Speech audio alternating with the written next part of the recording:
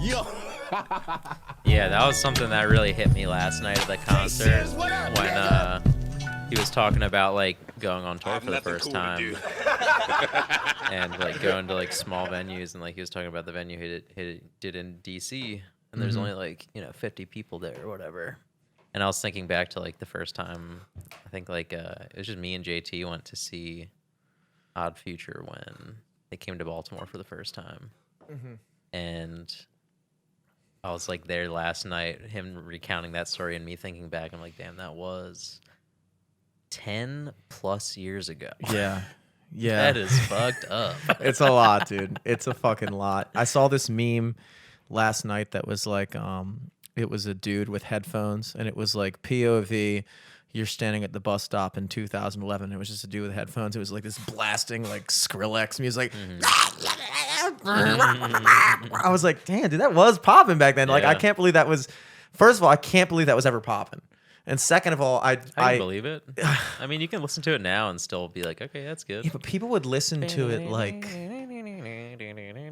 I'm not saying it was bad, but like people would listen to it like in their car, like driving to work. Yeah, I just feel like that's a little much. I'll listen to it like walking from school home. Damn, that's intense. I mean, that's just like that's fast living to me. It's like, damn, how are you listening to that right now, dude? I could see that like at like a frat party. Yeah. You know? I mean, it makes sense in that context now, but it's also like that shit was like new and like interesting back then, because like no one was really making shit like that. It really defined like, I mean, like if you look at listen to fucking modern music. Like modern pop music basically is like half dubstep. It really is. Yeah. It really is. It changed the game. Like, I mean, look at Wrecker Theater now. They went to Torrent specifically to be a nightclub. Yeah. Why? Because nightclubs are coming in because dubstep was in. Yeah. And then like techno is always like an underground kind of like, it was more of a niche, but like dubstep made the electronic genre just like super. Do people still make techno? Mass appeal. I mean, like technically, like technocally any like music made by like a DJ is like kind of techno. Yeah. Like most Diplo shit is kind of techno. Like it's just like techno is an outdated term now. Like yeah, because it just means like made with computers. Just like what music isn't like. Yeah, I make this with techno, technology. Like yeah, so Sophomore is Baltimore's #1 techno band. Dude. Yeah, we make techno, dude. We use Logic Pro and an iMac. Yeah, if you use a fake instrument to make music, that's techno pretty much. Like based on old terms, right? Technically techno. Yeah. Wow. Yeah, techno. I mean, it's just evolved into like it split off genres, kind of like how most genres are made. It's like techno dropped off, or dubstep dropped off techno, but then like fucking, whatever the modern version of that is now, fucking nightcore or like whatever, like that's a baby of dubstep, but you wouldn't call it dubstep. Yeah, I don't know if people still make dubstep anymore. I think dubstep is an outdated term now. Yeah. Like, no, I haven't heard anybody be like, oh, dude, dubstep. Because also, like, most music now is so, like, homogenous. Like, not in a bad way, but, like, everyone draws inspiration from everything now instead of just, like, sticking to one genre. Instead of just technology. Yeah. We don't draw inspiration from technology anymore. It's unfortunate.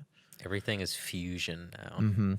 Speaking of technology and fusion, first of all, live from the studio, I'm Jimmy Selesky. I'm Eric Glazer. We technically started this podcast 5 minutes ago with a false start, but I had to take a whiz, as is normal. But I finally am using my new phone, baby. Ooh. And you wouldn't believe it, but I've already cracked the screen. Are you serious? Yeah.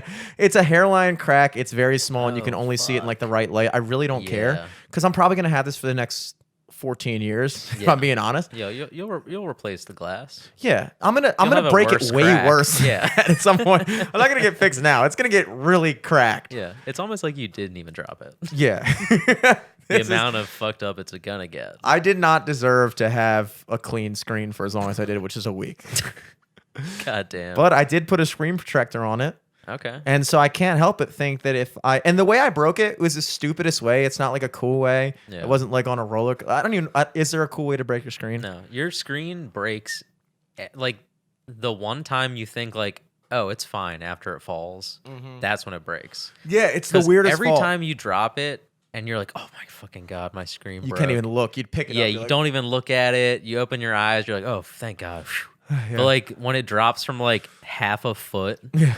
but somehow like there's a tiny, like the tiniest speck of sand is like enough of a fulcrum for the glass. It perfectly belly flops on it and then shatters into like a million pieces. Yeah, dude. I was sitting on that couch producing our friends Matt Brown and Sig's podcast last night. It's tonight, Tuesday. Yeah, last night. And I was fucking around, and they were like making fun of me, and I had like my phone. I had this phone cube in my hand, and I was like blah blah blah, and they were like, Jimmy, you don't have a nice ass, and I was like, dude, I do have a nice ass. Like, are you kidding me? Because last week I was wearing like sweatpants, and they said like my butt crack was too high or something. I was like, no, it's just the way it was like wedged in there at the time. So then I had proved it, so I like pulled down my pants on the third camera. And I was like flexing the glutes a little bit. I had my underwear on. Yeah. And then I sat down. They kept on laughing, and I didn't know what they were laughing about. So I had my cube, and I was just like, pfft, and I just like lobbed it. I was just sitting here. I was just like, pfft, and it landed directly on my phone screen. You didn't even drop your phone. I didn't even drop it. I just had my ass doubted, bro. I was like, nah, bro. I'm breaking my phone for this, bro. I'm breaking my phone. So here we are. I can't, like I said, it's like I want to be annoyed, but I can't be annoyed because I know me. It's like, dude, it was bound to happen. Exactly. If it didn't happen now, it's better it happened that way rather than like a worse crack and then you still just putting a screen protector over it. Yeah, and exactly. And the thing is, it's like with new shit, I know that I'm this way particularly about guitars. Like when I get a new guitar, I am obsessed with keeping it nick free. Like no scratches, no anything dents. I like put it in the case in between sets so no fucking drunk people will accidentally knock it off the stand. But that's how my new car was. Exactly. Yeah, same thing with a car. All your new shit. But once it gets that one little nick on it, all bets are off. I don't care anymore. Yeah. Like my acoustic, I fucking lean it up against like a cement wall. I don't fucking give a shit anymore. It's scratched up. At a certain point, it becomes part of the character. Exactly. Not for. I don't know if that applies to phones and cars necessarily. Like, oh, all those dents and scratches adds character. But with a guitar, you see like a beaten up guitar. It looks like it's been used. It's been on the road. It looks like, you know, a working man's guitar. It adds something to it. But like, yeah, it takes that first thing. Like when I got that first nick on, you guys can't see. You know what? I'm so close. I'm gonna show when it. You drove over your bass or no? Oh, yeah. Luckily I bought that bass used, so it came pre-nicked. True. But this one, it's hard to see from here, but there's like a nick here. Yeah. You can tell I tried to fix it, right? So it originally started out as a thing probably the size of this. And again, happened similarly. I was in my kitchen. I had this laying on my couch face up, and I was like, I changed the channel on the TV, just threw the remote. Yeah. And it landed directly on my guitar, my brand new guitar, and it made a dent there. And dude, I was fucking obsessed with the fact that it had that dent. Yeah. I went to Walmart immediately at 11 p.m., tried to match the spray paint with the guitar. I got sandpaper. I got clear coat. I did everything. I tried to fucking sand it down. I wound up making it way worse. Way worse. And then I took a pick, and then I gave up, and I was like, I'll never be. I called up the guitar factory. And I said, I have a scratch on my guitar. And they said, okay. I said, I was wondering if I could like send it in, get it fixed. And they were like, how big's the scratch? And I couldn't even. This is now that I'm telling this story, I'm realizing this is a recurring theme, but I'll finish this story first before I move along. And they were like, yeah, we can't do that. Like, you're just like, hey, he even said on the phone, it's like, it adds character now, baby. You got like thing. I was like, I know, but like, I wish it happened at like a gig or something, dude. Yeah, like it happened. I wish the character was cool. I know, this is a stupid like a character. Shitty fucking background character. Yeah. This is terrible character to be added. My fucking Comcast remote. Fucking Wednesday night, 11 p.m. Oh, dude, what's the story behind this crack? Yeah, the remote you have to rent from Comcast for $5 a month. I'm like, why is there green paint on this? Anyway, so I tried to fix it. Didn't work out. I got a pick holder. Then I hot glued that on there to cover up the nick. And then it looks stupider because I never used the thing. Yeah. And then eventually that fell off, and now I just have that. And what it reminded me of was when I first got my new car. When I first got my first Altima, the 2010 Baltimore, and I got the tiniest little scratch on the front bumper, and I tried to fix it myself, as I am wont to do. Made it way worse, as I am definitely wont to do. I mean, made it way worse. Yeah. And then I took it to the body shop, and it wasn't that bad, but it was still like this big. It was a little patch. Yeah. And I took it to the body shop, and the guy literally laughed. Wouldn't do it. He wouldn't do it. I was like, how much? And then to be a dick, he gave me a ridiculous price, like $3,000. He was like, $3,000. And I was like, all right, man, you're just going to be like that? And he was just laughing, and everybody in the shop was laughing. I was like, I'm never coming back to this fucking body shop again. Of course you wouldn't. Like, fuck you, What dude. a dick. Why are you being such a dick, man? Like, so that's stuff that could only happen to you when you're 19. Yeah. Could you imagine if I walked into a body shop now as a 30-year-old man and a guy laughed in my fucking face trying to fix my car? I'd be like, dude, I have kids. Yeah. I can't be driving around With this tiny little scratch. No, I mean, like, mouths to feed, bro. You gotta think about it from his perspective. He just sees like a 19-year-old come in with like a relatively new-looking car with just the tiniest scratch and being like, "Can you please fix this?" Of course, he's gonna try to get $3,000 out of you. Yeah. It's an easy come up. But he said it like he knew I wasn't gonna do it because he didn't want to do the job, and I Oh, just thought yeah. that was just like. It was just a little much, dude. I'll never forget his face, dude. I'll never forget that smile. It was like this. The smirk. It was like a weird smile, like half smile. It really pissed me off. But I'm not going to fall in that trap now. I'm too old to be doing that shit. I'm not getting this fixed. If God forbid my new guitar that I just got gets scratched, It's over. it's over. I'm selling it. Are there guitar like screen protectors? It comes with like a plastic film that goes over top that I think you're not supposed to notice is there, but I always notice it's there. And then I take it off, and then I ruin my guitar. I'm like, oh, that's why that was Throw a remote on it. Yeah, dude. So that's that. But yeah, new technology. This thing is fucking unbelievable. It is. I mean, it's not unbelievable. It's just a phone that was made yesterday. Yeah. It's still like not even close to like what phones can do. How quick is it compared to your old phone? It's so quick. I had this thing that I was like, I'm not going to get a new phone until it starts really actually affecting my ability to do my job. And my job entails, hey, dude, can you play this song? And I'm like, yeah, sure, let me look it up. And then my phone's like frozen. I'm like, oh, Jesus. And then it's like a 5-minute pause. So I try to load up Ultimate Guitar tabs. And then it's like, posting an Instagram post. It's like I'm trying to post a fucking 1-minute clip from the podcast, and it just like turns my phone off. I'm like, okay, it is officially, my phone is officially not qualified. How many years was it like that for? Like a year. Okay. But I was in denial. I was like, everybody goes through this. Yeah. Everybody can't do this. Everybody can't post to Instagram. Yeah, it's not easy for anyone. Every time I see somebody post on Instagram, I say, congratulations, how'd you do that? That must have taken you hours. Wow. I throw them a like just because, wow, dude, I can't believe you went through all that. I'm sorry. But now I'm realizing it's not that hard. So now I'm less generous with the likes. I'm not giving you a like now that I know it takes 1 second. You're conquering a lot more of Instagram now, too, I bet. Oh, yeah. You're probably scrolling for days now. Days on end. And my battery, that is a thing. My battery, I cannot believe how long a battery is supposed to last. I was charging my phone from complete zero to full at least twice a day. Yeah, you had a landline. Literally. It was connected to my fucking outlet at all times. This thing, I went the entire weekend without charging it. And then it died this morning, and I had the nerve to be like, are you fucking kidding me? It's like, dude, you haven't charged it since Thursday. I mean, but it does bring you back to the days of like having that clamshell phone. And like you could go for like a week without charging it. Well, here's the thing that I'm glad you brought that up, because I got in this discussion yesterday with Liv, and I was saying there are certain technological advancements that appear to have gone backwards.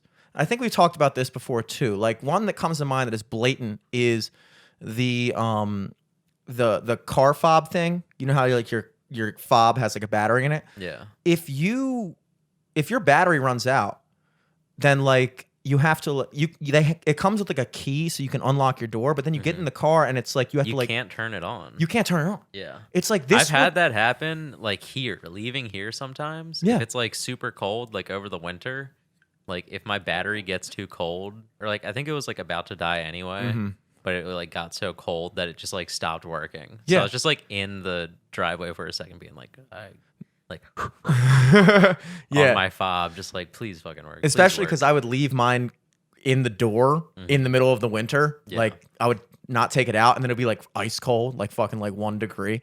And apparently one of the ways you can do is you touch it to the button that you used to push and start. You literally have to touch it to it. Even that's a crapshoot. It takes like 10 attempts. Yeah. And it's like, I'm sitting there thinking, I'm like, this is a technological advancement, but this would have never happened in the 70s. Yeah. Or the 90s. Like in the 90s, you had a key, you turned it on. Unless your car battery was broken, you were going. Yeah. Now, my entire ability to move around is dependent on a fucking watch battery in my pocket. That's not an advancement. That is a cultural regression. Yeah, or a not watch battery technological that they don't regression. Sell at most places. Yeah, you got to like go to like a special place. Yeah. And it's so that is one. The other one, more phone relevant to what we're talking about, phones didn't used to break like that, dude. Dude, when I first got my first touchscreen phones. Yeah, when a phone broke back then, it literally meant it snapped in half. And that was hard to do. You know how hard it is to snap a brick phone in half, dude? Yeah. Like, or like the flip phones, like, dude, the screen was inside. You had you could bolt it at the wall and it probably was gonna be fine. Maybe you'd fuck up the front screen, but because it wasn't touchscreen, you could still do shit. You could it was impossible. Now it's like, and you could program like, all right, let me save 1 as my house phone number. Yeah. Like whatever fuck it. I don't remember it. So speed dial. Speed dial, yeah. Speed dial, dude. That's a thing we don't have anymore. What happened to speed dial? We just have a contact list now on the phone. We always had a contact list. You can visually see it. But it's you can just press it, you know. My qualm with the phone industry, all phone industry, Droid, Apple, Nextel, if they're still doing shit. If the phone is that easily breakable, the case should come included. Yeah. I believe that. If your phone is literally inoperable, and by inoperable, I mean, if I so much as, if you don't have a case on your phone, it will break within 1 week of usage. Yeah. I mean, I went through 2 phones when I was 23 because it was the first time I had like an actual brick phone. Before that, I had the slide phone, which that should come back. I like those. And I think they are coming back. But not really. They're just making them. They're not coming back. I want them to. They're not coming back. I got my first touchscreen and I broke it in a week. Walking home from the bar, fell out of my pocket on the sidewalk, pick it up, black screen, doesn't work. Next, I go into the AT&T store the next day. Buy a whole other phone. Now I have 2 separate payment plans on my account for $30 a month each for the next 2 years. I went and then I broke that one. Jesus. And then I just wound up using my old phone again. So I bought 2 $600 phones. Didn't use either of them. And now it's like you have to get like insurance. I got insurance for this for lost or stolen. That was the smartest thing I ever fucking did. Lost, stolen, or broken. That is going to save my ass at one point. I know that. Definitely. If I could get you know how people have like the chain to their wallet? I want a chain to my phone. I do want that. That's why dads have the hip clip. I'm thinking about doing that. It's like having a holster for your phone. Yeah, but that's kind of like a pocket though. I need something that it doesn't get detached from my body when I use it. You know those like key card things? Yeah, retractor string. Yeah. I need one with like a 30-foot retract. Like 30 feet would be good. If I could retractable leash for your phone. Because I want to be able to leave it somewhere and still like do minor things around the studio. Like if I could just leave it on the table. Come on, boy. like however long your retractable vacuum cord is, what is that, 50 feet? You know, I want to be able to like leave it on my dining room table and then walk to like the bathroom to take a piss. Press the button. Have it slam all across your apartment. Crack the screen in 9 different places. But I didn't lose it. But I didn't lose it. Is. Oh, I know exactly where it is. Yeah, I need to get that, dude, because I will be losing it soon. Can I just get the broken insurance? Is that a cheaper option? Oh, I don't think I'll be losing this guy. Oh, I don't think so. And I walk out and I leave it there, and there's just a long ass string to the food court in the closed door at the phone store. Like, what is this? Someone walks by, it opens, smacks. Oh no, I came home. I hope you got insurance. Not so fast. Down the escalator. That would be sick, dude. I need that. Yeah, that'd be sick. Yeah. It's a new invention. Well, yeah. New phone. It would be like Who dis? they already have those the little knob things on the back, the pop sockets.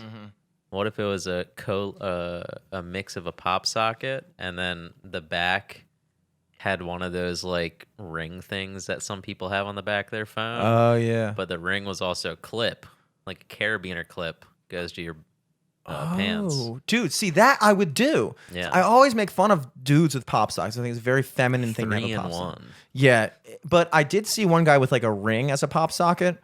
It's like, that's slightly less feminine. But the whole pop socket thing is because like I feel like it was made because you have little girl hands. Yeah, and you got to like definitely. do this and like you should have as a man you should be able to like grasp your phone. You know, you're not like sit there like a fucking mom with using your index finger or something. You know. Yeah. It's like mom move. But I mean, I think I get it. Like, I feel like I'm developing like claw hand from having a phone, dude. Yeah. I think when they finally do get the Neuralink up and running, when the phones become part of our brain, I know we've talked at length about the metaverse and things of that nature, but I think I will do that. I think I will get my Just phone. because you can't crack your fucking brain. I can't. I'll somehow still break the screen of my fucking brain. God damn it. Like, pop an eye out by accident. Ah, shit. I'm not even put gonna a screen protector over that. It's just an eye patch. Yeah, dude, I might have to do that, dude. I might have to. Neuralink, huh? That'll save a lot of problems, you I know, think, as long as you can turn it off.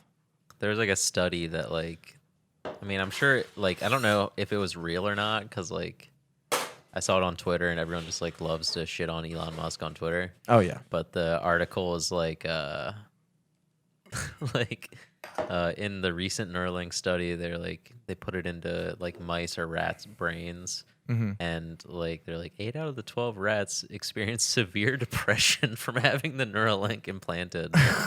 And Because rats don't have Instagram. yeah, they get no likes. Yeah, dude. No one's in their DMs. Like, who's sliding into a rat's DM? Everyone just keeps calling them Russian trolls for some reason. They don't get it. They don't know what's going on. They're just trying to comment on a Barstool video. Fucking bots in here They're before the just bots get here. It's like, that was a rat. Like the Cheez-Its fucking page on Instagram. What percentage of And their Cheez-Its account got fan blocked. base? And Instagram was like, you have to send us a W-2 and a picture of your driver's license. It's like, dude, I'm unemployed, bro. I'm a literal I'm a rat. rat. I'm a rat, bro. I don't pay taxes. Yeah, dude. How could I mean, you? imagine you're a rat and then you all of a sudden just get access to the internet. Yeah. And you're just like, damn, You've skipped this is meaningless. You've skipped I'm in a box. 4 million years of progressive evolution before you deserve the internet. If you like of the average human being, we've seen everything. We saw Seinfeld. We saw the fucking radio. We had to build ourselves up to the internet. You don't just give a fucking rat who hasn't even made it out of the ground yet. Just all this. Oh, you got a Facebook now. Oh, you beat a maze and now you get to watch porn? That doesn't seem right. That seems wrong, dude. Yeah, dude. I think that's a flawed experiment. But I believe it. I mean, how do they realistically test that? Like, the rats do get Neuralink. I'm sure they figure out like some weird way to like Probably like x-rays of the brain to see like, I bet you can see like, you know, heat signatures or whatever the fuck on the brain. I know they can tell what the rat's mood is. Yeah. They probably just give him like a little mood ring on his fucking. Yeah. It's yellow. He doesn't like the They do Neuralink. tarot cards for all the rats. They haven't even had mood rings yet. A rat should have to go to the boardwalk and buy a mood ring. Yeah, they've skipped puka shell necklaces, mood rings. They've skipped the fucking the scopes. They don't even know why the trivia name Quiztina Aguilera is so cringe, dude. They haven't lived through any of that, dude. They haven't lived through any of it, dude. They just went straight there. But it's like they didn't. I know that they are able to measure the rat's mood through electric shit or whatever. But how do they simulate the same type of experience that a human being would get from being connected to the internet at all times. Because like we were saying, there's no way to simulate, like maybe like they say, like when you get a like on a post, it's equivalent to like getting a kiss or something like that. They say that you get the same dopamine rush when you get like a successful post as like you just busted a nut or something. I'm just making stuff up, but I have heard these types of things being said where like it's equivalent. Like when you see like a notification from Instagram, that's like a real notification, not like a stupid, not like a Twitter notification where it's like somebody that you don't follow tweeted something, and now we're buzzing your phone about it, and you're like, great, this is worse than a kiss. Yeah, this is worse than a kiss. But like with a rat in his situation, how do you simulate, like what would a rat's experience be on Neuralink to justify saying that humans would have the same reaction? Like, sure, you connected him to the Neuralink, but like, what's he doing on there? Nothing. What's he doing? Playing Minecraft? What is he doing? He's not playing Minecraft, dude. Rats live Minecraft. That's what they do. That's all they do. They just dig, find shit, eat shit. Literally, if anything, Neuralinks are turning us into rats, dude. Because we're sitting there playing Minecraft like fucking rats. Looking at Cheez-Its ads, being like, damn, that looks good. Like, wait, am I fucking becoming a fucking rat right now? What am I doing, dude? Wow, dude. Wow. No love for these rats. Shout out all those rats. Shout out to the rats, dude. Make sure you're following us on Instagram at LFTS Podcast. Yeah, I know you'll be commenting all over this video, dude. 8 out of the 12 rats were listening to live from the studio and got severely depressed. They're like, is this all the internet has to offer? This fucking podcast? I'm going back underground. I'm going back playing to the real sewers. Minecraft again. God damn. Tough crowd, dude. Tough crowd, these rats, dude. Tough fucking crowd. In other news, you went to the... Yeah, I had a busy weekend. You did, leading into even Monday last night. Mondays. Yeah, dude, it was... I felt like Garfield yesterday. Mm-hmm. I had a case of the Mondays. And then also I had the case of, like, dreading having to drive to D.C., like, in rush hour traffic. That is a case of the Mondays. But miraculously, I don't even know how it happened, but there was no traffic yesterday going from Baltimore to DC. I picked up we were getting on 295 at like maybe at 6. It might have just been luck. It might have been like we were thinking a lot of people are probably leaving DC at that time. So, like, maybe a lot aren't driving in to it. I think that's the proper answer. I mean, Who lives in made DC? that play at 7 o'clock, you'd be in chaos. At 7 in the morning, yeah. But even 7 p.m. Who lives in DC and pays DC rent and pays DC tax and then says, you know where I'll make this up? I'll go work in Baltimore. Yeah, or like... It's definitely the opposite. You live in Baltimore or... and work in D.C., you know? So I think you kind of... I mean, that's how I play it with gigs, just going from Towson to fucking downtown. It's like, you know, when people live in the county and go to the city. It's rarely the other way around, you know? True. It happens, but... Yeah, it was outstanding. It was amazing. Got in D.C. pretty easily. We were heading to the Capitol... Arena, the Capitol Center, home of the Baltimore Bullets, aka the Washington Wizards now. Yes, because they used to play here at the like rec center. The Baltimore Bullets when they were in Baltimore played at like Towson High School's gym. It was insane. They split the basement gymnasium at Dumbarton with the Pilates class on the weekend. Yeah, the Bulls had to reserve a time. Yeah, like guys, we're playing the fucking Celtics tonight. Can we get a fucking come on? Can we tag in at the YMCA basketball court? Well, that's good. Yeah, then they went to Washington, and how long were they the Washington Bullets? I don't think they ever were. I feel like they might have been for like a year. They might have been, but they definitely changed it because they're like, that's too violent. Yeah, it didn't make sense for... Well, I guess DC was... The one travesty, I think, the one shame is that Baltimore should get an NBA team again, and I think most people would think it was fucking awesome if we were called the Baltimore Bullets. Like, people would get so fucking fired up about that, but you know that will never ever happen. Yeah, they would not let it happen. It could be grandfathered in, but you couldn't make that today. Yeah, but then they're gonna give us like some stupid fucking name, because that's what always happens. Like, look at the they try to do another bird or something. Yeah, but look, Baltimore something robins, pigeons. pigeons. It's just stupid. The herons. I could see us being some stupid, like That'd New be Orleans. Cool if we're the crows. The crows. That'd be cool. That'd be cool. I'd take that. But like, they always like look at what they did with the fucking Redskins, dude. The vultures. They were the Reds. Vulture team. Nobody wants to be the fucking vultures, dude. The turkey vultures. We're scavengers. I'm just trying to think of birds that I've seen. We don't win unless you're already dead.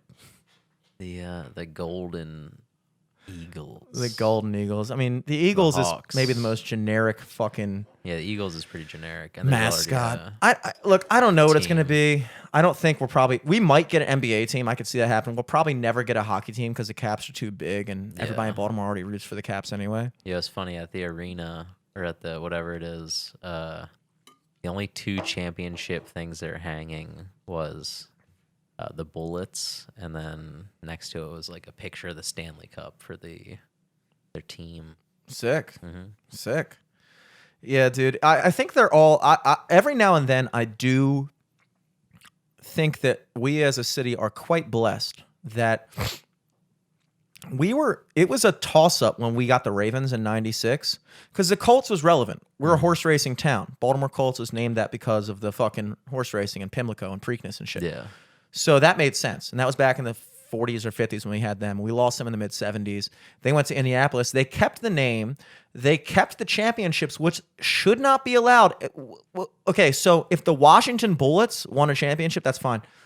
I think the only reason we even mildly tolerate it is because we don't have a team anymore. And DC is so close that when you go to DC, you're like, all right, cool. At least it's somewhere. At least the banner is somewhere, you know? But with Indy, it's like they have fucking Johnny Unitas' number retired in their stadium. It's like, bro, he didn't play for y'all. Yeah. Johnny Unitas, you literally didn't even go. He didn't even play for them when they went there. Yeah, he essentially won an auction. You just got that off eBay. Bought our history? Fucking selling crab cakes in the fucking stadium? Look, what are you doing? That I thought was whack. But like when we got the new team, the Ravens, they were it was a toss-up between the Bombers or the Ravens. And can you imagine the Bombers and the Bullets? No, but I'm saying like instead of the Ravens and the Orioles, the fucking Bombers and the Bullets. That'd be kind of cool. And then the Orioles could have been the fucking, I don't even know. But the Bombers makes no sense for the city. Fort McHenry, maybe? I don't know. They got blasted on. Yeah, they did get blasted on. Yeah. They didn't really send out bombs, but we got bombed. Just calling back to when we got bombed. That's great. Great. Real fucking scary name. I just think we were very lucky to get that name instead. Like, because the Ravens, in my opinion, that is a cool team name. It's undone. There's not really any like Ravens teams across sports. No. Like, we're the only one. Every sport has the Eagles. Every sport has the fucking. That's what I also like about Towson High School, the Generals. That's like a cool mascot. Generals is a good one. Like Delaney, the Lions. Yeah, anybody who you could invent a sport, and the next day there'll be a team called the fucking Lions. Yeah, that was our middle school mascot. Yeah, bro. Fuck you, dude. We graduated to a cool nickname. You guys graduated from the fucking Ridgely Stags, which is the stupidest fucking thing ever. And then you graduated from the prey to the predator. That probably is what they say. That was fucking stupid high school. I'm gonna go beat up a high schooler right now, dude. I'm fucking tired of shit. Going to wrestling practice tomorrow. Yeah, dude. Throw a kid across the room. So fucking Washington had the Redskins. That was oh so terrible. And then they became the football team for 2 straight years. Almost as what I like to think was a fuck you. Yeah. Because it was like they didn't have to just become. No other team has done that. Like Cleveland Indians went in one season, went from the Indians to the Guardians. The Redskins were like, oh, we can't be the Redskins? Okay. where's the fucking football team then? And then one season ended, and people are like, all right, so what's that name going to be then, baby? Come on, what do you got? And they're like, we're still going football team. Whole other season. There's a pandemic going on. We had our name guy. He actually got very sick. The name guy. He got very sick after finding out you guys didn't like the last one, the Redskins. He's stewing away, trying to come up with new names. He's been fuming. Can't believe it. And then then they come out. It's just been released. They're the fucking Commanders now, dude. That is so, like, I'm sorry. There's certain names that sound to me like if you're playing like a video game and there's like a made up team. Yeah, fake name. Yeah, like this is a made up team name. Like they're even starting this new league called the USFL, the United States Football League, which is supposed to like compete with the NFL. And I thought they might have a chance, but then I saw the team names and it was like just like these silly generic names. Bobcats. Yeah, it was like the New Jersey. It was like the fucking Nashville Showboats or something. Like what? That's like a name that somebody gives their, like, if they're doing like American Gladiator on like NBC. And Tennessee tugboats. It's or going up against Nassau Ninjas. How are you gonna fucking compete with the NFL with a name like that? Yeah. You gotta have a cool. Your name has to have character. Your name has to mean something to the city. When you give your name just a fucking, like, I get that like Commander means something, but like, and you're like DC, and it's like, oh, the Commander in Chief. It's like. But it's kind of stupid. It's stupid and Commanders. And not so. It's too many syllables, I think. Not so hot of a take. They should have stayed, in my opinion, they should have stayed with the Native American theme. It doesn't have to be that name if we've decided that that name is derogatory. But why not stick with that theme? Because you're still keeping the culture going. I think there's something good when you maintain the culture. You know, like the Kansas City Chiefs.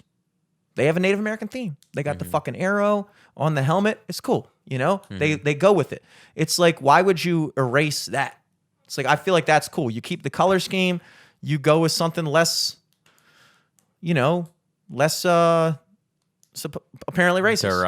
Derogatory. You go. You just go with like the fucking like Atlanta has the Braves. Atlanta Braves. Cool. Why not be the fucking Washington Cherokee or something? I don't know.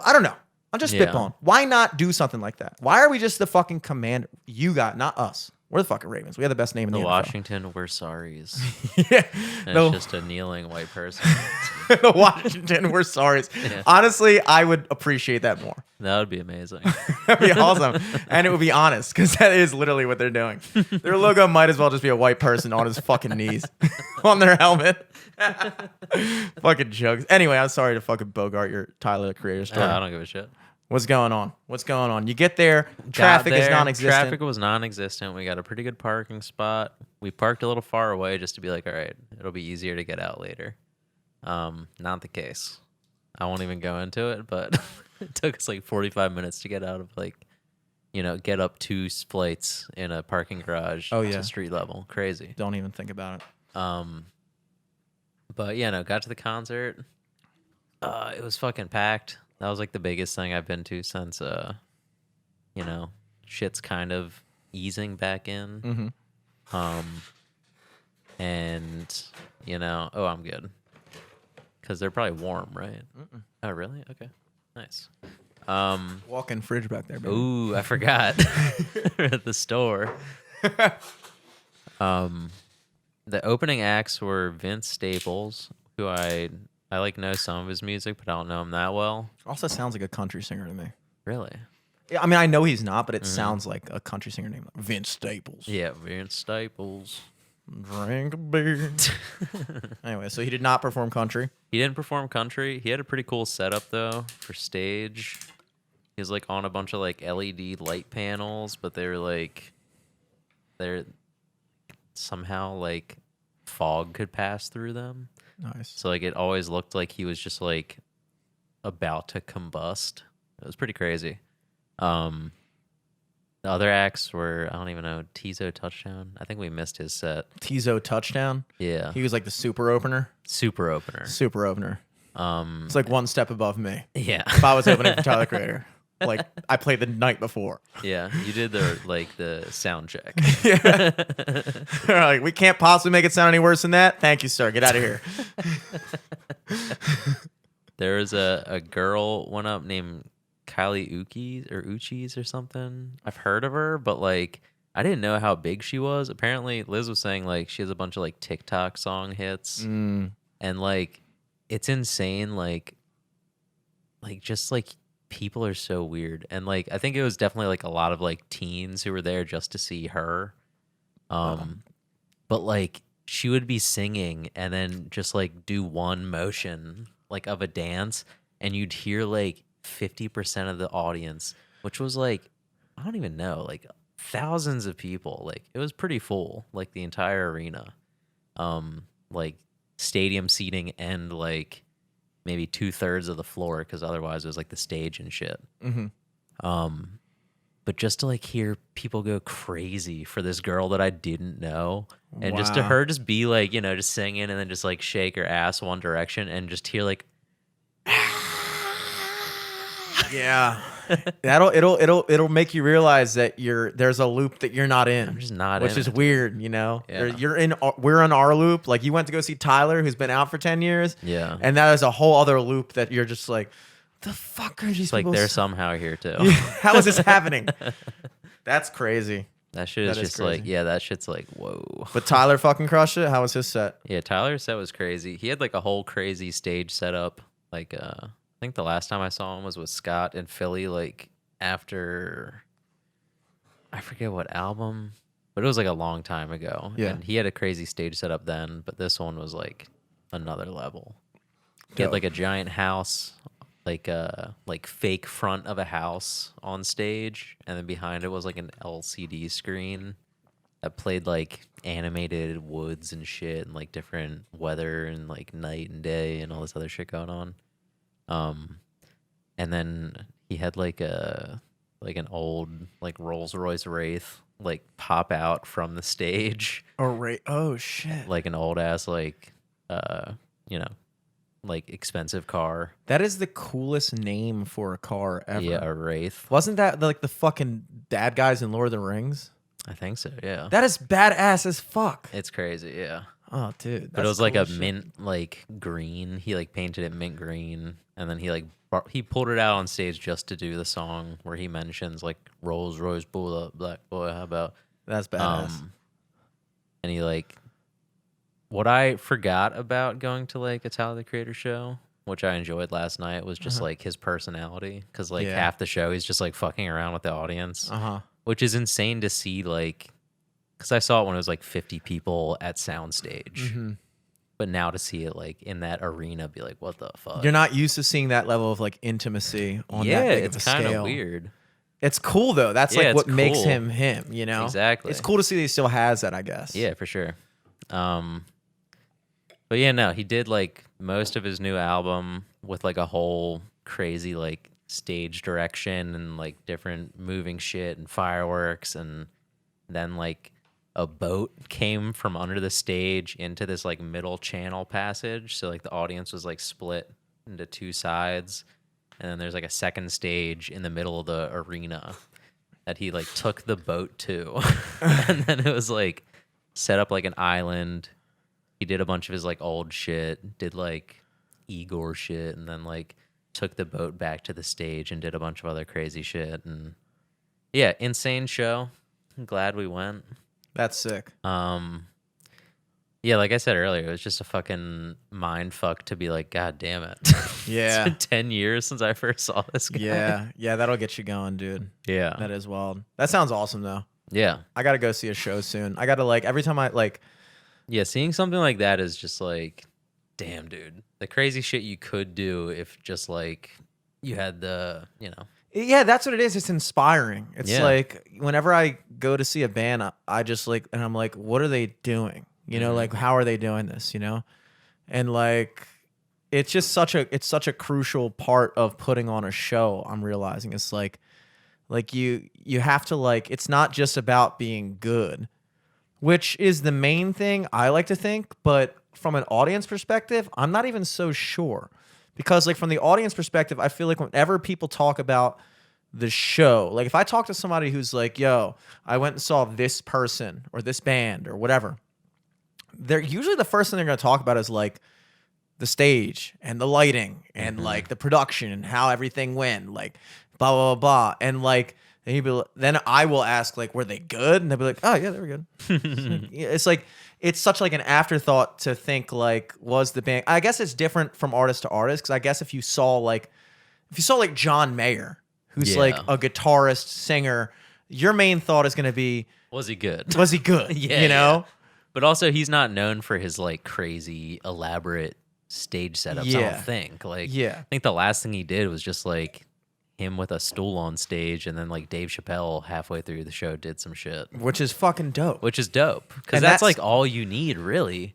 But like for people who are like inclined to like make a whole production out of it, like there was like, you know, LCD screens on each side of the stage and behind him and like all this other shit around the room. But like if you just watched the cameras for the show, that was like a completely different show too. Like it's crazy, because I think like for this tour he got really into the stage design and direction of like the whole show, and like, you know, beating it out and making it like a story in itself. But then to also see like he also thought about like camera placement and like all this other shit, to be like, you can have two different experiences, like watching him live, but then also seeing like almost like a live produced like concert special. Yeah. Like that's happening there too. Like it was insane. Now, what was the percentage of people with their phones up recording it? I always wonder that. That's definitely always a thing. I kind of like, I think I've done it too many times myself to where like I don't do it now. Yeah. And I notice a lot of people doing it. I think I do like, I'll do one at a concert just to be like, I was here. Yeah. Yeah. You gotta flex a little bit. Yeah, a little bit. And I'll usually do it on like, if I'm like, oh shit, this is a good song, I think this would be a good one. Yeah. Or like I'm trying to like show a cool part of the show or whatever. Yeah. But yeah, like the people next to us, like it was like a younger dude, but like probably like college aged or whatever. And I think he had his phone out like for 90% of it, taking videos that like you're never gonna watch those back, or if you do, you're gonna be like, oh damn, this sounds like shit. Yeah, that's fucking that to me. And like I know it's another thing that like you run the risk of sounding like a boomer, but like I'm sorry, that is one of the things that I think boomers might be right about. The whole concept of like going to a live show and spending the entire time like trying to document it on your phone. It's like, dude, because also it's like there. if you want to relive it, you see like thousands of other people doing it. Just when you get home tonight, if you Google Tyler the Creator, Washington D.C., March 7th, 2021, there's already like 30 videos of the whole show up there. And then you can play the game of like, oh shit, like I think that's where I am, or like whatever, you know. It like makes you wonder, is it like what's the motivation? Like, where is it? there? What does it look like from the pit, or like where does it look like from like this side or whatever? Like, I don't know. It's just, it doesn't seem like it's enough to have just experienced something. I find myself doing that every now and then, and you know, luckily because I spent so many years with a shitty phone. It was a real luxury to have a phone that was charged enough that when I was out doing something that I could actually like spare the battery life. To be like, hey, for real. I'll fucking take or a video. had like the storage space to be like, even like I'll like press stop. I can take 2 pictures or a 10-second video. Yeah, it's like, so like that was a luxury in and of itself. But I do feel like, fucking lost my train of thought there. What the hell were we talking about? Documenting shit. Just documenting shit. Like, I like the idea of documenting shit, and I think photos is a better thing than video, because I feel like video, you're too focused on watching your version. You're not like watching the actual shit. Yeah, you're watching it. You're like, you have your phone up, and then you're like watching it through your phone. So it's literally like you're taking your live experience and dumbing it down to like you're watching this concert at a show. It'd be like if you went to go see like a movie in theaters, but then pulled it up on HBO Max on your phone at the same time and watched it right here. But it's like, what is the motivation there? Because it's like, are you trying? Because that's what I was gonna say. I do see myself getting to the place where and it's we like, definitely sound like boomers. Like I get it. Like we sound like boomers, but at the same time, it's like again, are we wrong? Because it's like there is this thing that's like when I'm doing something that I think is cool, I have this desire to like document it. But what am I documenting it for? Documenting it most likely so I can post on my story so that other people can know that I'm doing this cool thing. So there's like this weird thing that the more immersed you become in social media, the more there is this like gut reaction to anytime something cool happens to you or anytime a thought that, like with Twitter, it's like, if you are active on Twitter, you'll find yourself anytime you have just any thought that you think is mildly interesting or funny, you need to tweet it. I need to tweet it. And it's like, you don't need to tweet it. I mean, I do, but like, you don't need to. It's like, you just had this thought, dude. Like, you can like have that thought. You don't need to like post it to the internet. And it's the same thing with like being at a concert. It's like, okay, like you're here. Is it not enough to just enjoy the fact that you are doing something that only you and the other people in this room are experiencing at this very moment? And what is the motivation that you feel to take these videos? Because these videos are obviously, they're not for you to watch back. They're for other people that you know to see that you are here. How many people are realistically sitting there looking at their phone next week and going, that was sick. I'm just going to look at these. No, you're doing it because you want to post it. You might be on Instagram Live. You might be doing something like that. Like, you want people to know that you're doing this thing. So there is this like weird narcissism about it where it's like, I don't know, dude. It's like there are plenty of, like I said, there's technological, like we talked about before, there's technological advancements that are good and there's technological advancements that are bad. And one of the things that I think is bad, and what's even worse is that there's a stigma around saying it, because anytime you say, oh yeah, you're on your phone 100% of the time, I'm around you, it's like, oh, okay, boomer. It's like, no, but like actually think about it. What I like to do is say, imagine, like sometimes I'll be sitting in my apartment watching TV and then I'll say, okay, fun experiment, fun little thought experiment to play with yourself. Imagine the TV wasn't there. Now look at yourself. Now you're just laying on a couch staring at a wall for 3 hours at a time.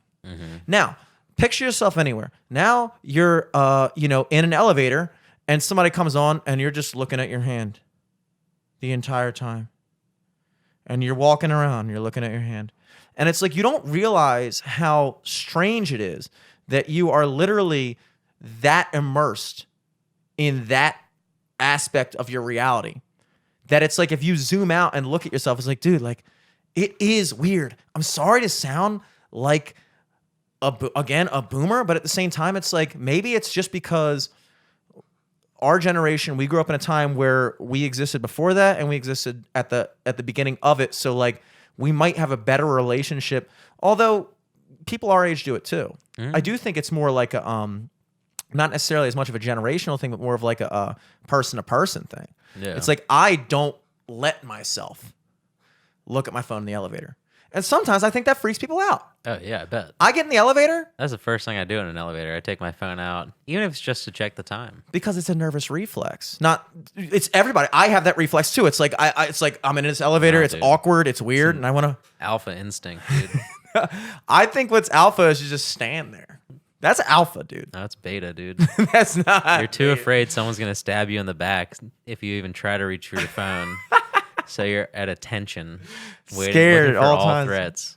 I actually, and I'm not joking, I'm not saying this as a joke, I legitimately make a point of it to make sure that nobody even sees my phone in my hand. If I get on an elevator, I'm looking at it before I get in the elevator, I take the phone and I put it in my pocket.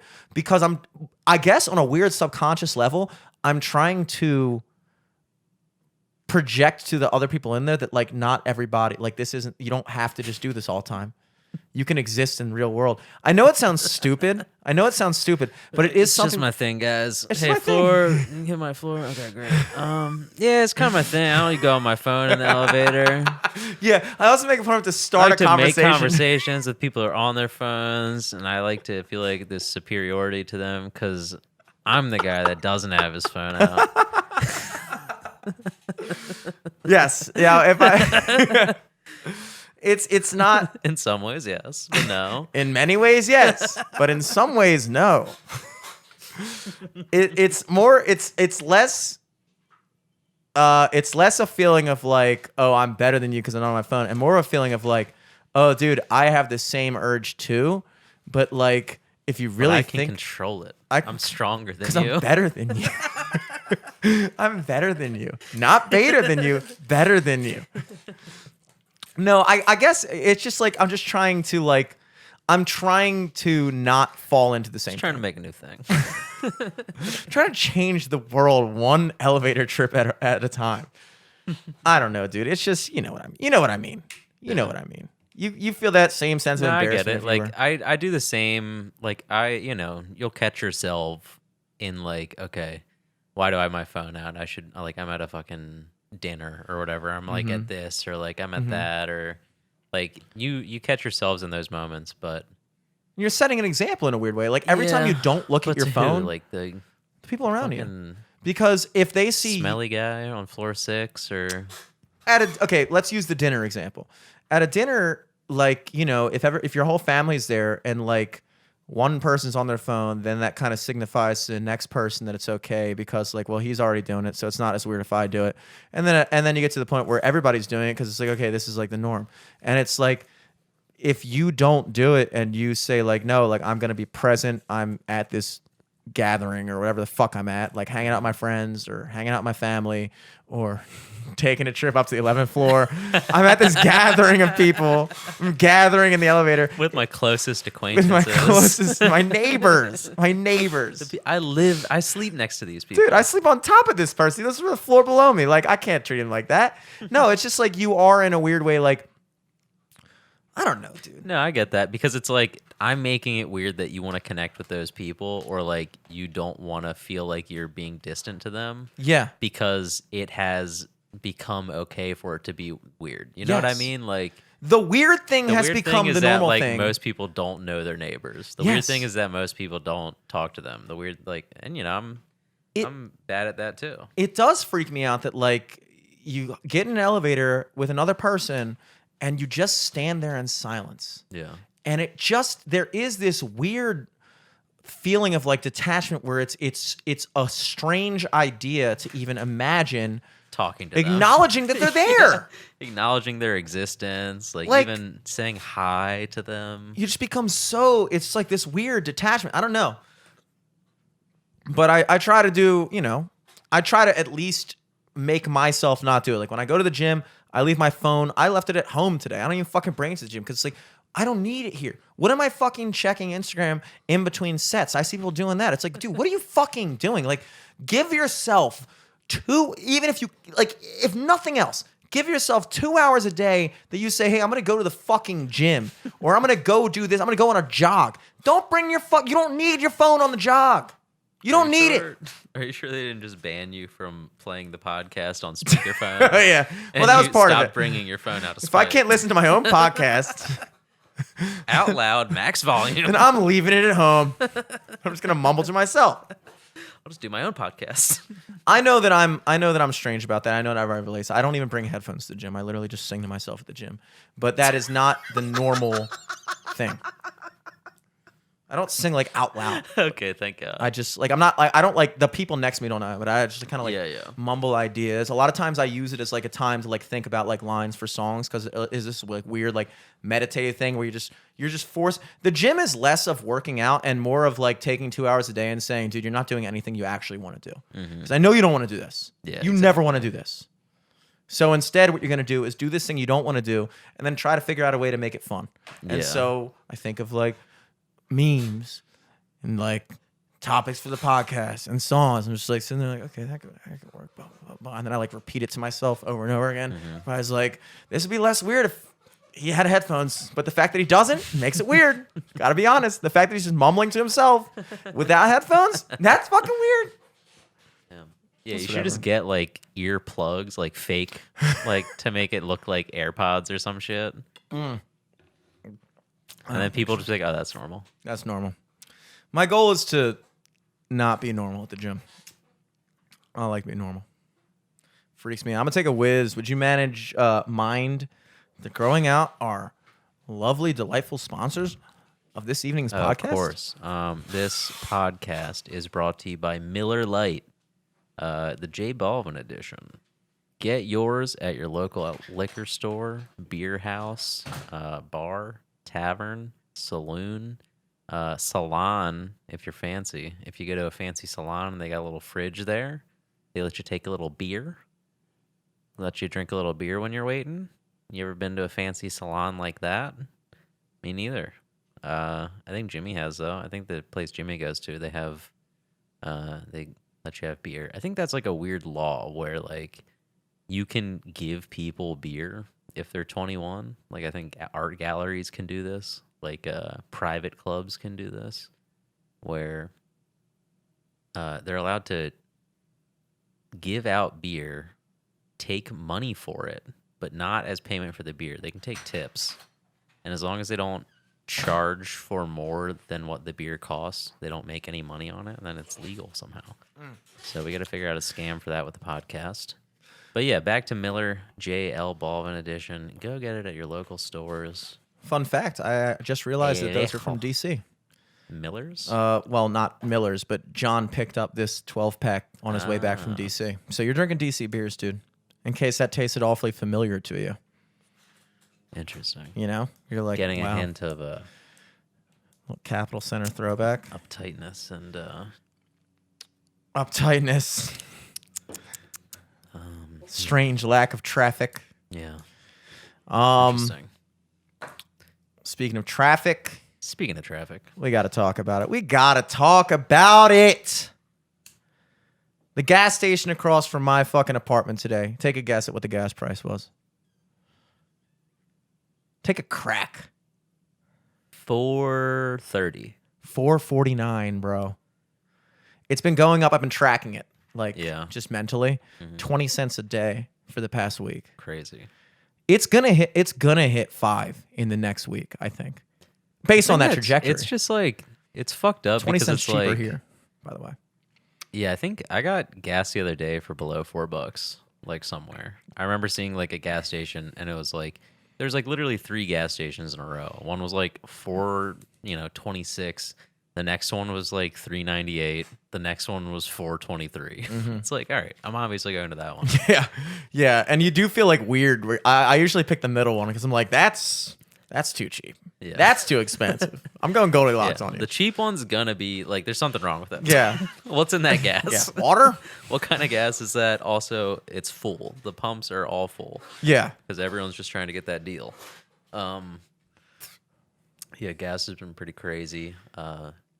I didn't realize why gas differed from area to area until like 2 years ago. And I was like, oh, wait, because part of what makes the gas price the price it is because of all the other expenses that go into having a gas station. So like if you are running a gas station in Towson, the property value is higher, which means your taxes are higher. All these other things go into it. So that's why, like, okay, the Exxon, the same company, Exxon across from where I live is $4.49. I think I saw today that this was $4.19 or $4.29 or something. So like 20 to 30 cents difference just from Towson to Lutherville because Lutherville's a cheaper area. And so, but then you look I at also like, feel like it's like if it's placed near a highway where like if someone's like about to go out of gas and then they come off and go to the first gas station, that's always more expensive than one like down the road. Yeah. So there's so many factors, but like it just is a wild thing. Like I felt like a conspiracy theorist a week ago. Not a conspiracy. I felt like I was overreacting when like I normally don't fill up my tank unless I really started need to. Taking notes on prices and you're like, wait a second. Yeah. Exxon and Exxon, they're not the same number? Yeah.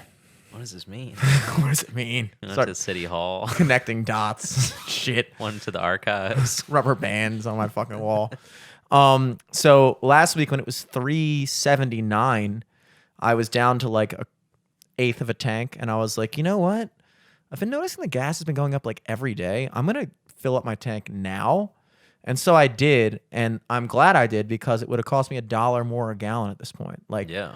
And like, I think what really is the crazier thing about it is that at first, you hear gas prices and you're like, okay, like this is how my thought process worked. It's like, okay, yeah, everybody's freaking out about it, but it's like, it's just fucking gas. Like, okay, you fill up your tank like once a month or twice a month maybe.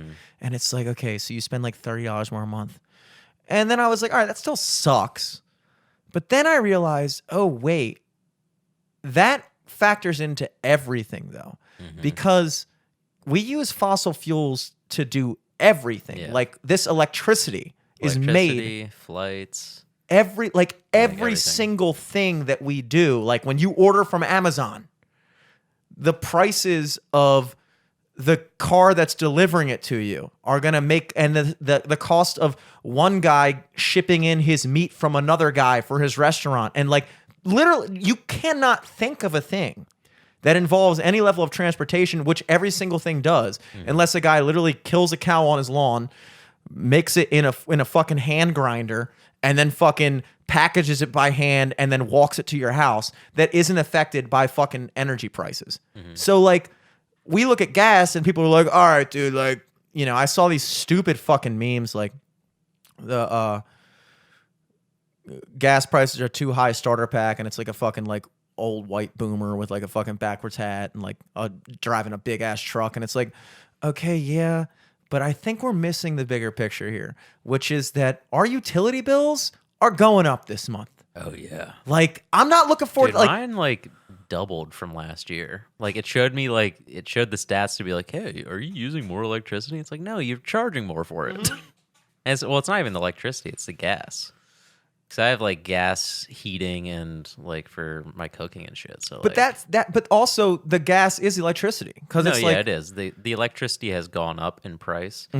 But the thing for me that's been hitting me is the fucking like just the natural gas. yeah, because apparently I think Russia is where we get a lot of. I think Russia's main thing is a natural gas thing. I don't know, but I've heard that said, which means it's got to be true. But What about kerosene? Kerosene. Luckily, we're pulling into springtime. I got a full tank, and I don't think I'm going to need any more this year until winter. So Good. Nice. hopefully it goes down. It just is like that is really got me thinking like, wow, like I think that's the reason why people talk. I know this is a reason, but I'm just realizing it. You know, as you become an adult, you start to realize things that the gas prices aren't just the gas prices. Yes. It's the best indicator of everything, because when gas prices go up, everything's going up because everything uses gas. Every single thing. Like, you don't plug your shit into a wall and electricity just magically flows from fucking God's dick into your fucking Nintendo. It like, there's a fucking big ass generator burning fossil fuels somewhere in your city that's pumping out electricity like a giant fucking hand pull generator on a city scale, and then that's how you get your fucking power. You know? So like, listen to this podcast. Is you know, you're using fossil fuels, baby. Whether you like it or not. Electric cars.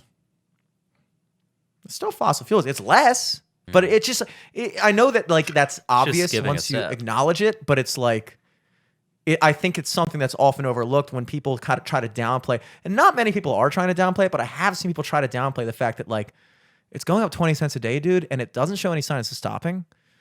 And it's like, what is going on?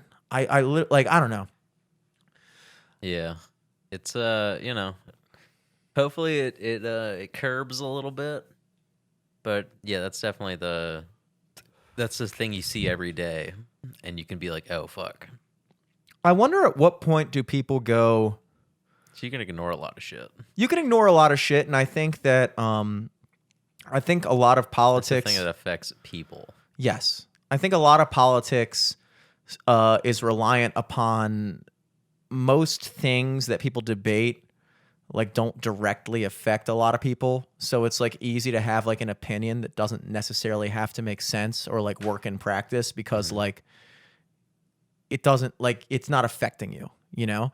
But once it does affect you, I do wonder what... I think that the gas prices aren't going to bother people. I think when people get their utility bills this month is when people go, okay, we got to do something. I can't afford this. My utility bill is already way too fucking high. Yeah. And now it's about to be way too fucking high. You know? And at that point is when you start thinking like, hey, what's something that we're not doing now that we should do?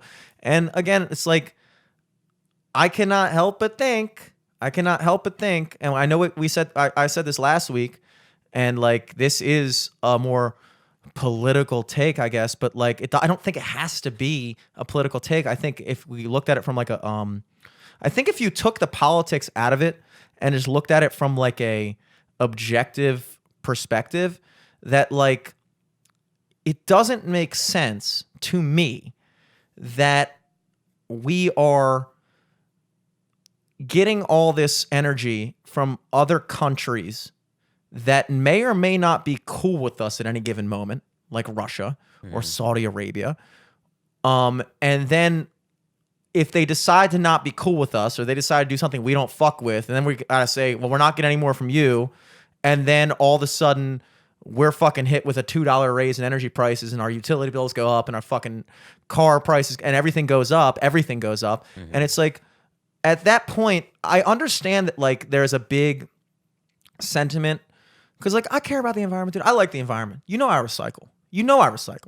And I was actually thinking the other day, I talked about it with Joe, and he's a very progressive young guy, but he was telling me that recycling is a sham, and I gotta say that I might actually think that might be true, because Liv was most companies, like most recycling places, just collect all the recycling and then sell it to like China to process, and then they either just like burn it over there, or just like take the metals and melt it all down and fucking put the toxic shit in the water, and then keep the shit that they can keep. Yeah. So I go out of my way, helping over here, I guess. But so the way my building works, I live in an apartment building, for those who don't know, and I live on the 11th floor. And some places just throw recycling out with the trash. That's what I think is going on. Yeah. Because basically the way it works in my building is every floor has a little room. We have a trash chute on one end of the building. That I love those things. One of my goals in life, or one of my dreams in life, was to have a trash chute. I don't know why. I just always thought it was cool to just like throw it and then listen. Hell yeah, I just threw it up. I don't have to deal with this shit. Yeah, that's fucking awesome. But then on the other end of the building, closer to my door, like literally like across the hall from me, we have a little room, and then in that room is a big blue bin, like just a gigantic version of what I have in my house. It's a gigantic recycling bin. Yeah. I open up the lid, I throw my bag of recycling into that, as does everybody else on my floor. And oftentimes it gets overflowed, and the whole room's full with fucking shit. Now, Liv was telling me that, because a lot of times I'll get on her, she'll like throw something that I think should be recycled in the trash, and and then I'll throw like a fucking used like food container that like I ate like out of a fucking plastic thing, and then I threw it away, like from Kathmandu Kitchen. She's like, well, you got to rinse it, because if you don't rinse it, then they won't take anything that's not like clean. Like, so you're telling me now I got to fucking clean the shit before I even fucking recycle it? Yeah. And they're like, yeah. And she was saying that like basically, now I don't know if this is true, but she swears it is, and I don't fucking know either way, so I'm going to say it is true. That apparently if anything in your bag of recycling isn't recyclable, they just ditch the whole bag. They're not going to go through and sort to find what is recyclable and what's not. They're going to look at it. Okay, this is all recyclable shit. We'll process it. If there's anything in it that's not, it's trash. You know what I mean? So then I got to thinking about it. I was like, okay, but what happens on my floor is that I take my one bag and then put it into a bigger bag full of everyone else's recycling on my floor. And then that bag gets thrown in recycling. So if that theory holds true, if that claim holds true, that means that now everyone on my floor is in one bag. And so if one person in one apartment didn't do their recycling right, the entire floor is shot. So basically, even if I were to put and fucking rinse out every Kathmandu Kitchen fucking container and fucking make sure every can that I threw in the thing was rinsed out, unless every other person, all 17 other apartments on my floor did that, it's useless. Yeah, I feel like that's an urban myth or an urban legend. What is? Recycling? The fucking, if there's like one thing wrong, they throw the whole thing out. I think because like maybe that's the case for like recycling when it's like, already separated to like plastics, paper, whatever. But like, I think for Maryland, everything that you can recycle is thrown into the same thing, and then that all gets emptied out at a processing facility, and they probably like sort the shit, and then in the sorting, I bet that's where like anything that can't be recycled gets shot out or like thrown away. I hope that is true. I've lived my life on the assumption that is true. Yeah. Based on the way that I've come to understand how government run projects are run. I went to the post office today. If the recycling plant is running anything like the post office, I wouldn't be surprised if there's, let's just say, a way less efficient way of doing it. Oh, probably. And so regardless, the whole point I started that tangent was to say that I like the environment. This is something I think about. I made a fucking thing in my house for recycling. I didn't have to do that. It would be way easier for me to just fucking throw it down the chute. I would enjoy it more because I like throwing a shit down the It chute. would sound, you'd hear all the glass clinking. It would be fun. It'd be fucking fun. All right. And I don't give myself that for the environment because I know that there's a 1 in 1 billion chance that I actually might get this can recycled based on who you talk to. You know what I mean? So it's not that I don't care about the environment. What gets me is that this idea that, like, okay, we all understand that, like, we need, whether you like it or not, and this is a reality, whether you like it or not, we need gas. We need fossil fuels right now. I'm sorry, but, like, the technology isn't there to fucking run on windmills right now. It's not. It's not there to run off solar power. It's just not. You know, I would like just as much as anyone if we could get to that point. If my car could run off fucking sunlight, that would be awesome. I would leave it. I would take it out of the parking garage. I'd leave it under the fucking sun somewhere. And I go, hey, dude, yeah, I'll meet you there in a second. Oh, yo, you got sun money? No such thing. I'll drive you anywhere you fucking want. You know, it'd be great if my car could run on fucking water. It can't. It'd be great if I could power my fucking TV with it. I can't. So understanding the reality is that we need this form of energy at this moment. Why does it make it better for the environment? If anything, it makes it worse that, like, okay, if you like get oil from like somewhere in America, like Alaska or like Texas or somewhere where we have like a bunch of oil and you drill it, that's going to be done under like American purview, under American laws, which means the workers are going to be paid a lot better than they're getting paid in fucking Saudi Arabia. I think we can say that confidently. You know what I mean? Like I'm not saying that America's perfect, but we're better than like a lot of fucking places. So like, and we're going to give more of a shit about the environment, of how you're disposing of waste and things like that. Like, we already have those laws in place to be like, yo, you can't just dump your shit in the river, dude. You can't. This isn't 1840.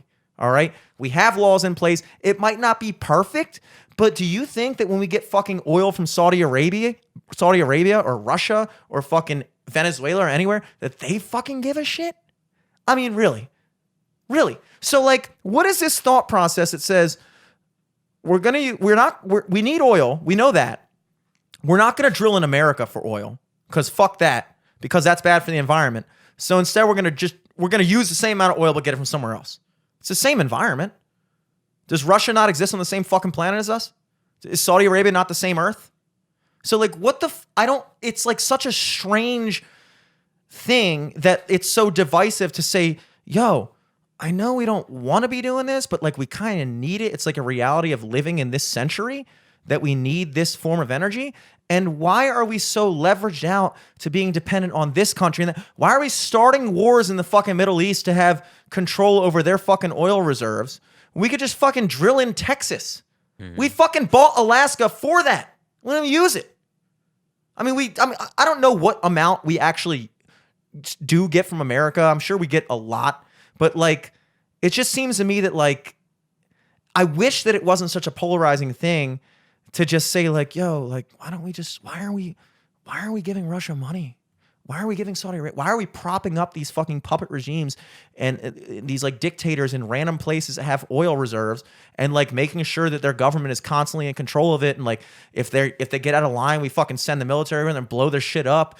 And it's like, we're doing all that just so you can drive around when we could just fucking pay some fucking dude with a backwards hat in Texas to do it. It's like, why aren't we doing that? You know, and it's like, it annoys me that that's like a political take. And I'm sure there's like reasons back and forth.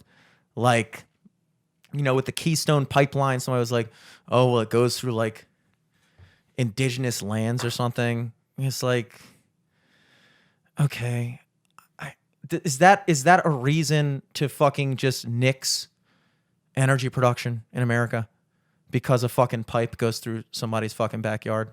Not backyard, just like the woods. I don't even fucking know what it is. It just seems like a ridiculous, like, just cut it off. We can't do it. It's like, okay, this might be like a pipe here. We could put a pipe in the middle of fucking Montana, or we could kill thousands of people in Iraq. We could build a pipe in Minnesota and have it pass through, somebody can see it from their window, or we could fund Saddam Hussein's regime. Yeah. What are we doing? Mean, it is, it's a very complicated issue, I think. But luckily we solved it here tonight. I think we may have. Look, it's not about solving it. I know that anybody who actually knows anything about the subject could explain to me how probably most, maybe I would be willing to say not most. All of it is maybe misinformed, or I don't know. I would say that there are things that I've said, as I'm always willing to admit, that are I'm just misinformed. glad you didn't go to let's just give in to Russia. I thought that's where you were gonna go. I'm not gonna fucking. Why would I fucking want to give in to Russia, dude? If anything, I don't know. I was at the edge of my seat, being like, "Don't say it, Jim." I'm saying the most anti-Russia thing ever. No, true. I'm saying I am the most never go back. Anti-Russia guy right now. Fuck Russia. I don't care about the whole thing with this whole thing is I'm sorry to say, I don't know. It sounds whatever it sounds like. I, as a human being, only have so much care amount. And for me to say that I really care, I know I'm supposed to say I do. I know we're all supposed to say we do. Hmm. But I'm not a liar. I'm not going to lie to save face. I think it sucks. But I'm finding it very difficult to care to the point that it actually I'm sitting there thinking about what's going on over there. It's hard for me to care. This crisis right now, for lack of a better word, I think COVID was a cooler crisis. You know what I mean? It was easier to see it and be like, oh shit. This thing going on in Russia with the thing, it's fuck Russia. The only reason this is even a thing to us, unfortunately, is because COVID is still happening. Well, they're trying to fucking smooth it out. You can't just go from one crisis to no crisis. You have to go from one crisis to the next crisis. Yeah. I mean, that's 1984 George Orwell fucking 101 of public manipulation. You can't just fucking go, hey, there's no more problems. You got to fucking, okay, the COVID thing's going this way. We need another one. Boom. All of a sudden now nobody's talked about COVID for a week. Everybody's a Ukraine expert now. And it's okay, dude, I don't know anything about that. I don't know anything about it. I don't know why Russia's trying to take Ukraine. I don't know why Ukraine doesn't. I don't know any of that. Dude, and I wish I knew. I wish I knew too. I wish I knew too. All I know is the only reason it's affecting us is because of how fucking dependent we are on their fucking shit. And that I do care about. When I see the fucking gas prices go up, I go, now that I can see. When I see there's so much shit with the Ukraine, it's hard and it's stupid to me to take this it's disingenuous that people within 1 week are all of a sudden these humanitarians for the Ukrainian people. It's dude, you don't know anything that's happening. You don't know. You didn't even know, half of you didn't even know Ukraine was a country last week, dude. And now all of a sudden it's your number one thing. It just seems and then it's I've almost come to this general rule of thumb that I think is pretty good, which is whatever first story you hear about something is the wrong one. Because anytime I ever hear something a new news story pops out and that's the first thing I hear, within 1 week, I hear how most of that shit is wrong. And I think that's part of training from a young age. You first hear that the way presents get under your tree is from Santa Claus. And then you learn that that's not how presents get under your tree. You first hear that Christopher Columbus discovered America. And then you learn all the other shit. And that actually there was these people here first. And it's okay. So it's almost this weird pattern where we first hear there's so much shit about the Ukraine thing that I wanted to be true that wasn't true. Like the fucking, you know what I wanted to be true? What? You hear about the ghost of Kiev? No. I'm going to keep saying Kiev because fuck saying Kiev. Because that's how we all said it up until last week. The ghost of Kiev was this Ukrainian fighter pilot who was apparently flying around and like just dusting all these fucking Russian planes. And he like apparently had like 6, 7 taken out. And everybody was like sharing these news stories like the ghost of Kiev. Turns out that wasn't real. And then there was this other story, like, and I was like pissed. I was like, dude, that's badass. So why can't that be real? Yeah. You know? And then there was this other thing. You probably heard about this, where like the fucking Russian warships were coming in. These guys were on like a base, and then the Russians are like, lay down your weapons, surrender. And then the Ukrainians are like, Russian warship, go fuck yourself. And then the fucking Russians killed them. You hear about that at all? No. Well, that was like I a haven't big heard any thing. of this shit. That was like a big thing. And then it turns out they did say go fuck yourself to the Russians. Good move, by the way. Yeah, yeah. 'Cause I'm only getting more I saw it. animated. I saw it near the mixer, and I was like, let me avoid Yeah, this is another warranty. brutal. How many times can you activate a warranty? I wanted that to be true, and then it turns out that they did say go fuck yourself, and then they surrendered. Oh, Which, fuck. you know what? Good. Like, Yeah, that's what you should do. Yeah, exactly. Like, why are there's 13 of you. There's an entire Russian naval battleship coming to your base. You don't surrender, what happened? You die. It's pretty simple. They could just let the boat keep rolling. Yeah. Cut your shit in half. Like, literally, just go right through you. Yeah. Like, we're not gonna stop. You know, we are a fucking battleship. But it's like you put yourself in that position. It's like, what would I do? I'll tell you what I do. I'd probably fucking surrender. Like, I would probably be like, all right, let's look at this logistically. When I was a kid, and I was like more like, you know, when you're a kid, you don't get shit. You're like, I can't believe anybody ever surrenders in war, dude. You gotta like die for blah, blah. It's like, you gotta think like chess. You gotta think like, okay, there's 13 of us. There's like 4,000 of them on this ship with bombs and missiles. If we say go fuck yourself and then fight them, we'll all be dead within the minute. Probably. Likely within the minute, next 10 minutes, just for them to like load up the bomb and like get finished laughing on board. Like, hey, they just said go fuck yourself. And I was like, one second. They could also just line up like 100 dudes on the ship and then just spray down. Not even aim, just completely spray down the whole base. It's like, and what have you accomplished by dying in that situation? You've accomplished nothing. You've just literally, your life is gone. And then the Russians are in the same position they were a minute ago. So it's like, there are times when surrender makes sense. And I think that was one of them. So when I heard that first story that didn't include the fact that they did eventually surrender, I was like, those Ukrainians are some crazy motherfuckers, dude. And then I heard they did surrender. I was like, oh, thank God. Thank God they surrendered. You know, or at least like retreat. I would have retreated. I would have gotten a fucking dinghy boat and just fucking back to the mainland. Told everybody what I saw. I don't know. Is this kind of like their version of like a John Henry or like a Paul Bunyan? What? Like a modern day, the ghost of Kiev? I think maybe, yeah. I think that it's war propaganda, which isn't always bad. Like, you need like shit to motivate people. Sometimes it's cool, like Zero Dark 30. Yeah, that's cool. So, you know, fucking the one with Mark Wahlberg where he's the last man standing. Is it called Last Man Standing? I think so. Zero Dark 30 sounds more familiar. Last Man Standing is at the same event. It's a different movie, I think. Paul Bunyan. I'm not Paul Bunyan. Paul Revere. That probably didn't happen. Yeah. I mean, if we're being honest.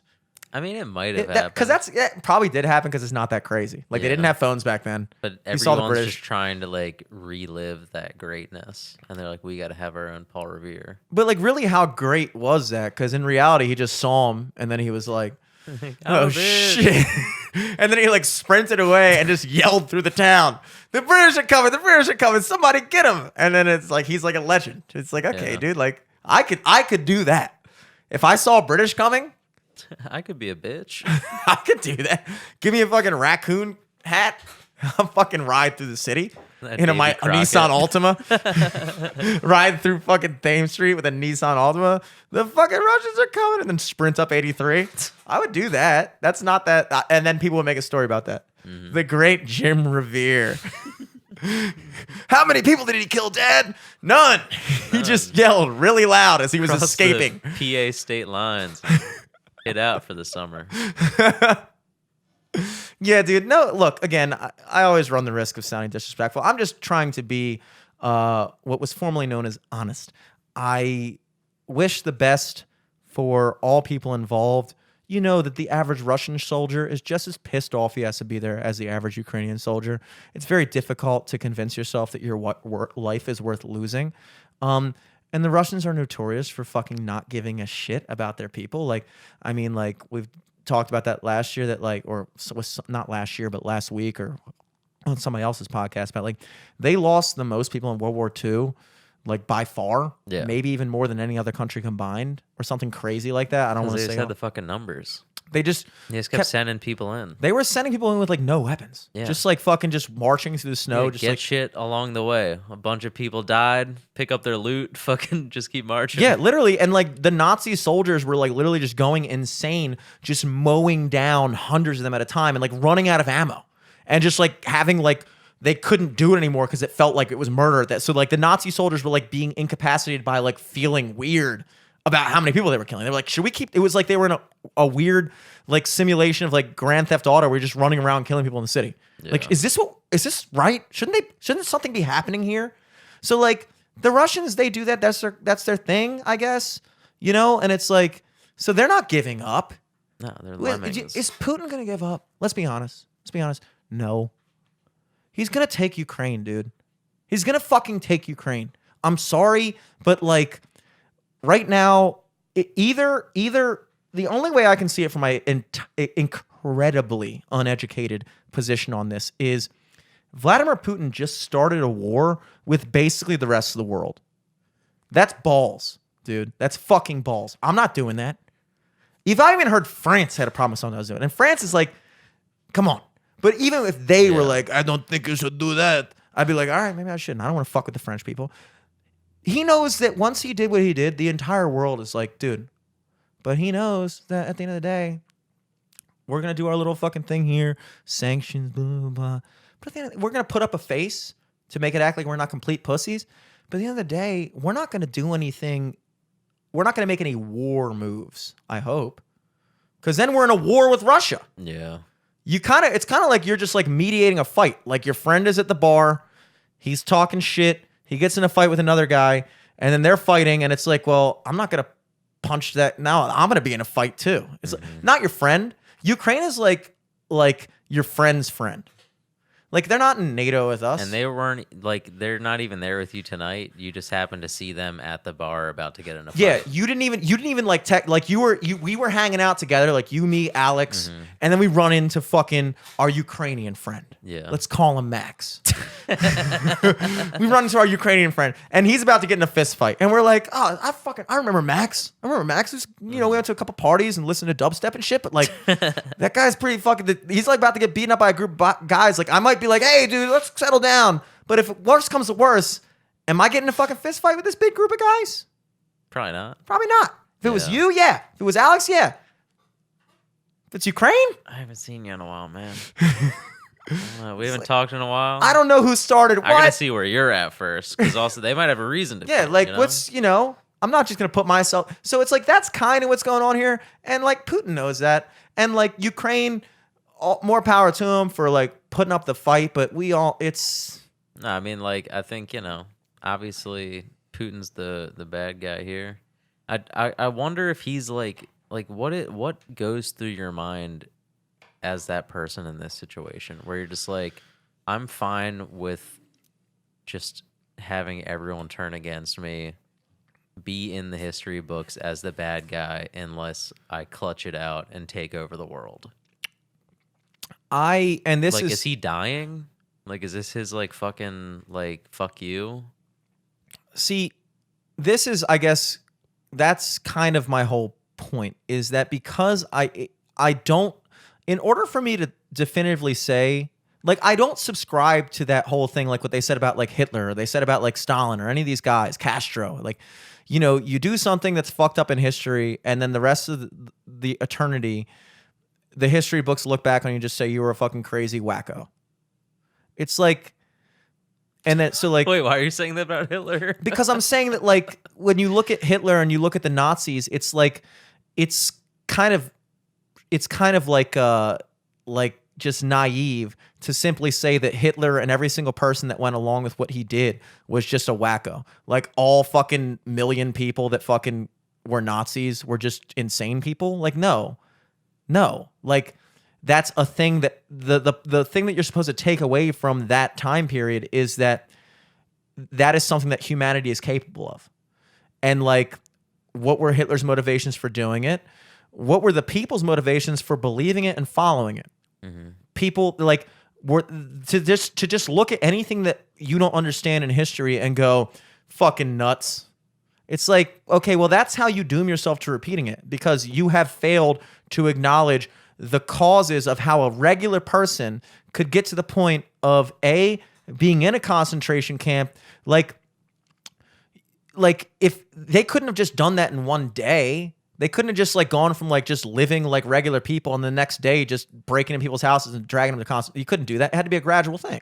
It had to be like, okay, well, now you guys can't do this. And now you guys have to wear this thing.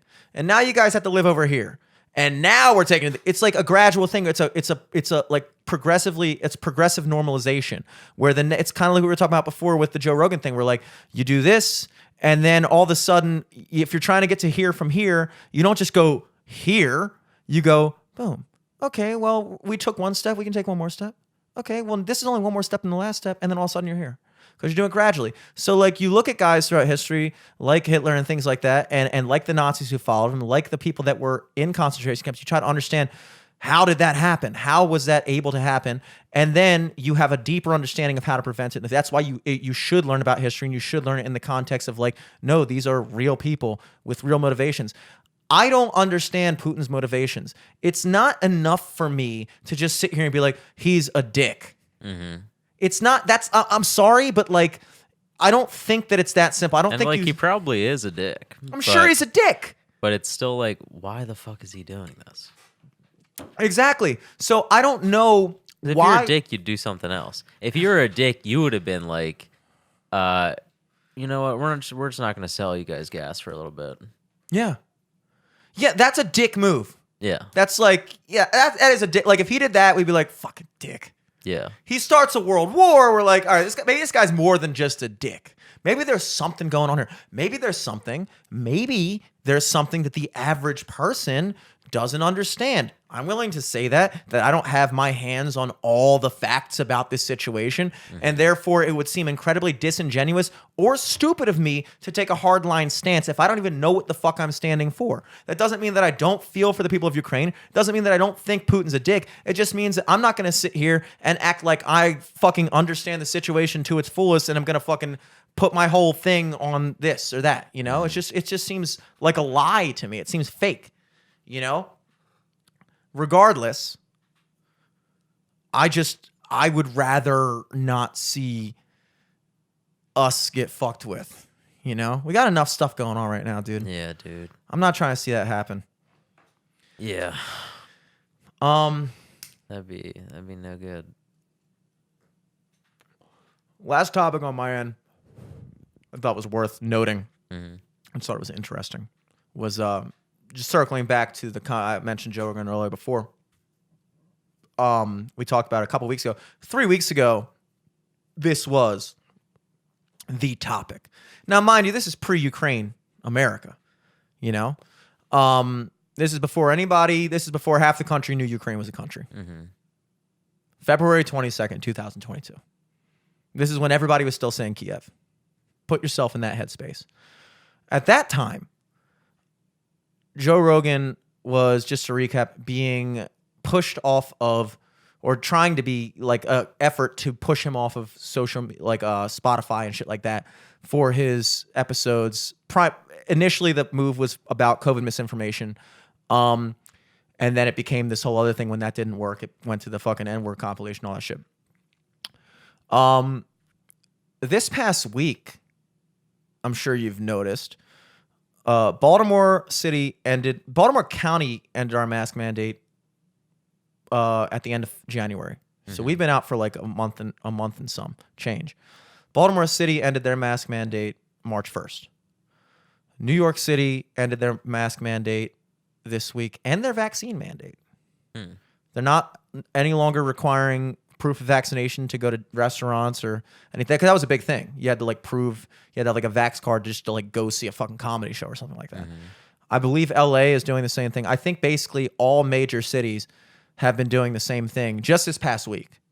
Now, what I think is so intriguing about that is that just 3 weeks ago, we were made to believe that the greatest danger to public health and safety was Joe Rogan. Oh, really? I was just kidding. I mean, like, if you look about the, like, I mean, like, basically their whole, like, premise for getting him removed. About him, like, spreading misinformation. Yeah. Like, it sounds stupid to say, but, like, at that time, that was the biggest topic on the internet, and all these people were complaining, and Spotify's making all these concessions. Okay, we'll do this, we'll do that, because it's so incredibly harmful to public health and safety that Joe Rogan has a podcast, and on that podcast, he has doctors, and those doctors say anything that is not completely 100% in alignment with what they want you to think about everything. So that was incredibly harmful. And again, just so nobody's getting me wrong here, those doctors did not go onto the podcast and say, don't get vaccinated. Both of those doctors were vaccinated. One of those doctors actually invented or was partially responsible for the invention of the mRNA vaccine. He has the patents for it. The other one is a cardiologist, blah, blah, blah, blah, whatever. They said a lot of things. I'm sure some of them weren't necessarily 100% true. I'm sure a lot of the things they said were true, as with anyone who ever speaks ever. You know, yeah. So especially for like 3+ hours. For 3+ hours. So yeah, you may be able to find things in either podcast that aren't necessarily 100% verifiably true. Regardless, the point of this is that they were basically saying things along the line of, yeah, you know, based off of what we understand about the vaccine, it's not something that we should necessarily be mandating. You know, we're showing that masks haven't shown this level of blah, blah, blah, blah. And then that is seen as incredibly harmful. We need to remove that from the internet. We cannot have people thinking that. We cannot have people hearing that. And then 2 weeks later, every fucking major city in the country is getting rid of their fucking vax and mask mandates. So 3 weeks ago, worst thing ever. Now, whatever. Yeah. Well, they got to pack out the bars so everyone can watch news there and talk about Ukraine. You need a place to discuss Ukraine. And you can't talk about Ukraine in a mask. You know, I guess the point I'm getting at is that I think what we watched happen in real time was there was a concerted effort to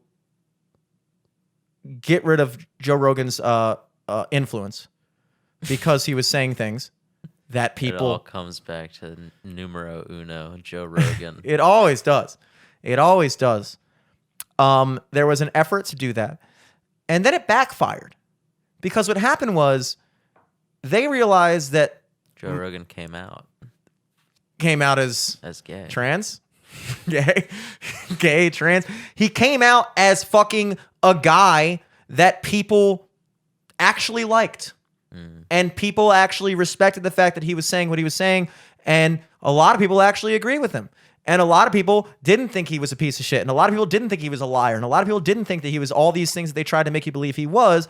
And so then that kind of like dipping the toe in the water by whoever was doing it. I'm not going to say who. I think that there was a harsh realization, a sudden realization, that the majority of the public is not on board with this shit that you're doing. Really. And then, miraculously... This is all still about Joe Rogan, right? This is about Joe Rogan, and this is about... Joe Rogan is just a metaphor for masks. I'm talking about just the way that we've been handling COVID as a whole, not specifically masks, anything. I think that what was discovered and what is becoming more and more evident is that the majority, not all people, but the average person is in a position right now where they're ready to do shit like you did yesterday. They're ready to work in their... I still had a mask on for the most part. Yeah, but like, it's like, at that point, it's like you can do that, but was everybody wearing a mask in the place? No. Was it mandated? No. I don't know if what they were doing. They didn't even require a vax card or whatever. That's what I'm saying. So like the majority of people are like you. It's like great. Like if you want to wear a mask, you can. If you don't want to, you don't have to. And if you are vaccinated, that's awesome. If you're not, you can still watch Tyler the Creator. It's like that's where the majority of people are. And when that was basically, I'm not saying it was all, of course I'm not saying it all had to do with Joe Rogan. Obviously I'm not saying that. What I'm saying is that was like a massive kind of like litmus test on where everybody's heads were at, where it was like kind of put in our face like, this guy's bad, look at what he's saying. We were like, I don't know, I don't know, like whatever. And they were like, wait, you mean you don't well, look at this video. Look at what he said on this video about he says like the N-word like 78 times. And we were like, all right, yeah, that's not great. Yeah, it sucks, blah, blah, blah. But then miraculously, and I mean miraculously, within the course of 1 week, the vax mandates go away, the mask mandates go away. What happened to the science in those? What happened there? Was that all I'm saying is that to me, and I know you may or may not agree with me on that. I know COVID is something we've disagreed with on the past, but to me, when I look at that kind of timing and I see how that happens, it becomes glaringly obvious or apparent to me that a lot of the way we've been handling how we've been doing this whole situation has had less to do with the science and more to do with the politics. Because I don't believe that it was the science that changed that made us suddenly out of nowhere within the snap of a finger. Baltimore City has been in a mask mandate for 8 months, and then suddenly we go out of it at the same time as New York, at the same time as LA, at the same time as Chicago. Then at the same time, they're taking away vaccine mandates. Suddenly, at the same day, boom, we're out of here. Blah, blah. All of a sudden, all at once. I don't think that was a magical switch in science. I think that was a magical switch in them realizing that they no longer have the hearts of the public. And when you're looking at it from a political vantage point, you're worried about, dude, like people aren't down with this to that level anymore, and we're shooting ourselves in the fucking foot by continuing to push it, you know? So then it pisses you off because you're like, well, how long has that been going on? How long has it had less to do with science? Not saying nothing. How long has it had less to do with science and more to do about the politics?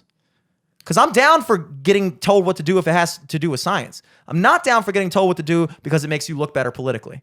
Yeah, I mean, I think it's just a case of what it's been doing this entire time, ever since COVID kind of came around, is this is kind of like we've beat back the current variation, and also it's kind of warming up, and we're going into, you know, the warm months. Mm-hmm. But, you know, I feel do you think like they're in the gonna fall, there's probably going to be another they might outbreak / mask up situation. They might do the mask thing again. But you think they're going to reinstate the vaccine mandate? There's no way. Once you take it away. Yeah, I don't know. That's what I'm saying. It's like that to me is like if it was just the mask time, the surge went down and we were like, all right, like you don't have to wear masks all the time. The last time the surge happened, it wiped out 2 cameras, the mixer. Oh, jeez. That was fucking a TV. That was the surge that affected me the most. That surge really had an effect on me, and that happened in 2020. That was a surge. I'm saying that, like, okay, yeah, sure, the mask thing, great. Okay, yeah, we've been in and out of mask mandates before. This is not new, but the vaccine mandate has kind of been this thing that was kind of taking this thing where it's supposed to be like this permanent thing, where it was like, you know, this assumption that like it was inevitable. Like if you want to fly, if you want to go to school, if you want to work, blah, blah, blah, blah. And then like within a matter of weeks, it's just, nope, it's not going to be a thing. And like, once you say it's not a thing, I find it hard to believe that it's going to get to the point, let's say another surge happens where they go, now it's a thing again. Now you have to, so. Yeah, I don't know. I think it's just too much of like a logistical issue to fucking actually make that a thing. Yeah, you can't. Because at the end of the day, like my Vax card is literally just a fucking piece of paper that has signatures of people that gave me a shot. They're not doctors, they're volunteers. Like, yeah. Like, am I just gonna, how do they know who JN is? You know what I mean? Like, like any of them I know just JN. make this shit. Like, yeah, I don't know. I mean, there's probably other shit in the background. Like, I'm sure they have to fill out forms to be like, all right, this guy signed in today. He got the shot. Yeah, if you're really going gonna dig into it. But then there's like HIPAA laws and shit, so like, I don't think there's an easy way for them to just like click a button and get all the information of like, all right, these are the people that are vaxxed. This is how they can travel. This, that, the third. Yeah, especially not for 30,000 people at a fucking like, concert. Dude, yeah. Like last night when we were leaving, we got to my car.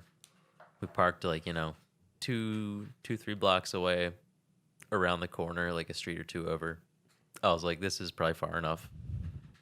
We're going to beat like, most of the rush to get out of here. Which was true.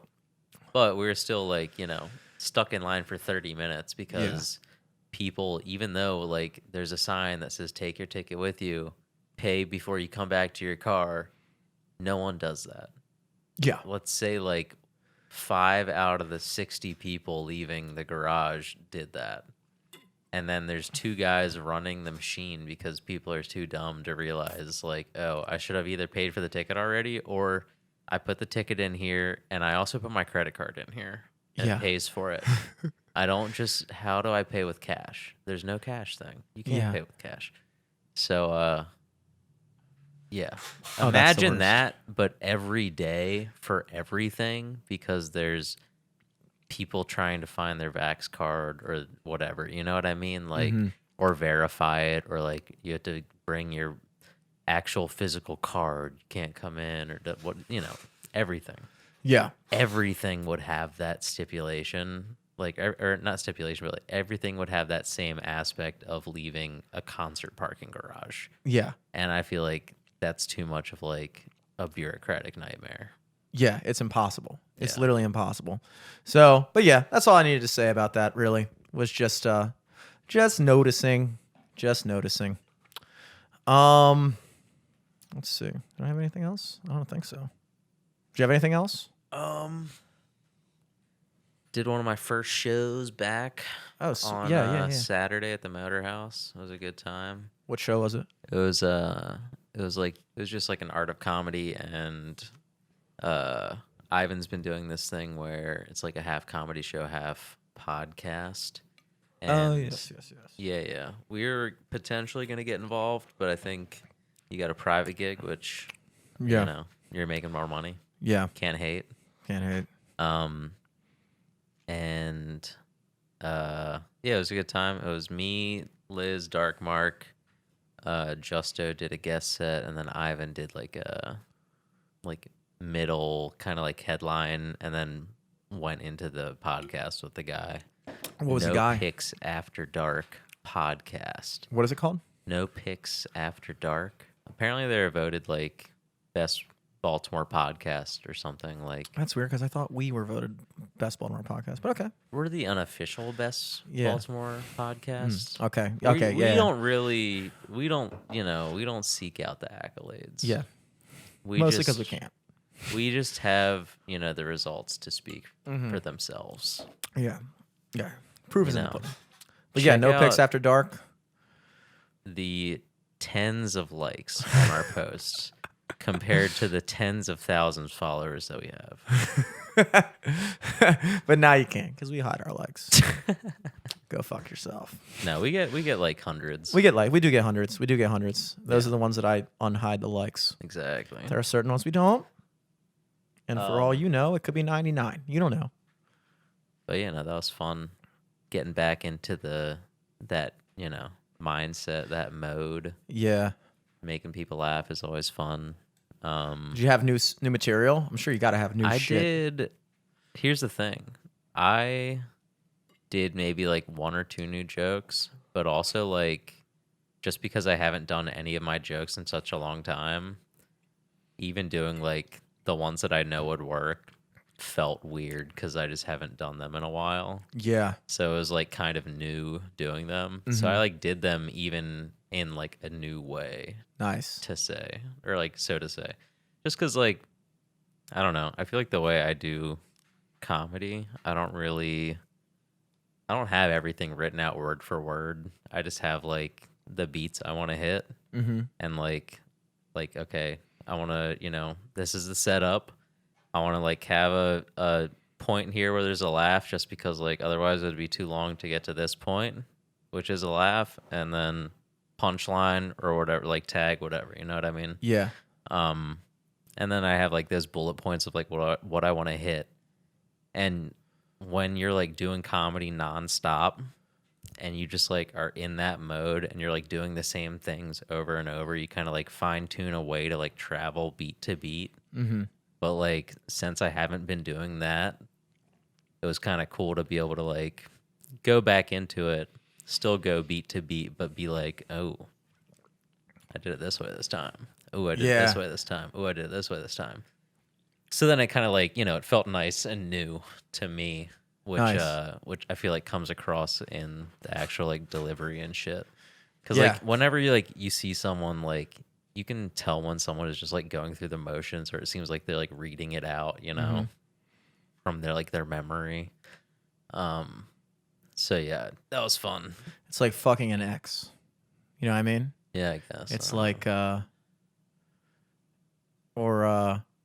might know a little bit, but like, yeah, I know, but it's like, like it's familiar, but it's new. It's new because it's like I remember this kinda, but like, yeah, it's like a tolerance break. Yeah, exactly. You took a tea break from comedy, exactly. In a way. So are you thinking about are you like getting back into it now, shows wise? About picking up the old sketch again. I think so. Like Ian hit me up to do the Everything Will Be Okay next month, and so I think I'm gonna do that in April. But I'm not like, I don't know. I think the pandemic was a good thing in that like I wasn't just doing like shitty open mics every night just to like think that I was doing something. Yeah. Because then I feel like that definitely like wears you down too, because it's like, yeah, you're getting in the quantity of reps, but also like a lot of them are not in a place where comedy is conducive, and then that can taint like, even just like if you have a bit idea, even if like you're in like, you're at a great open mic, and the audience is like you're going up in the pocket, and like, anything you could say would be funny. So like even if the bit's terrible, people are still laughing at it. So like it gives you the confidence to keep working on it, or like whatever. But like, you just get that kind of stripped away at a certain open mics. And yeah, there's no validation. Yeah, there's no that makes it like, sound weird, I guess. But also, I mean, that is true. It's like validation might be too much of a word for it, but like I know what you mean. Like it's like like I'll play like on a Wednesday at the Horse, and for the longest time during the winter there was like nobody there. And it's just weird that for like those 2 months, like January and February, we'd be going in, Jason Heiser and I would be going in and playing to like 4 people for like 4 hours. And it's like, I remember talking to him about that. I was like, yeah, it's weird because it's actually hard to play because there's no energy to feed off of. Like when there's people there, it's like they give you a vibe, and then you catch the vibe, and you're like, all right, this is the kind of music I should be playing. This is the kind of shit I should be doing. This and especially with comedy, like you can feed off that, or like use something someone says to like segue into something else, or like bounce off of it and like improv, like whatever, crowd work or whatever. And like, it's just like, man, and that's the same thing that like I didn't really like about Zoom shows, is like there's no energy. You don't even hear the other people. Everyone's muted. Like it's just fucking, the entire reason you want to do it is just taken away.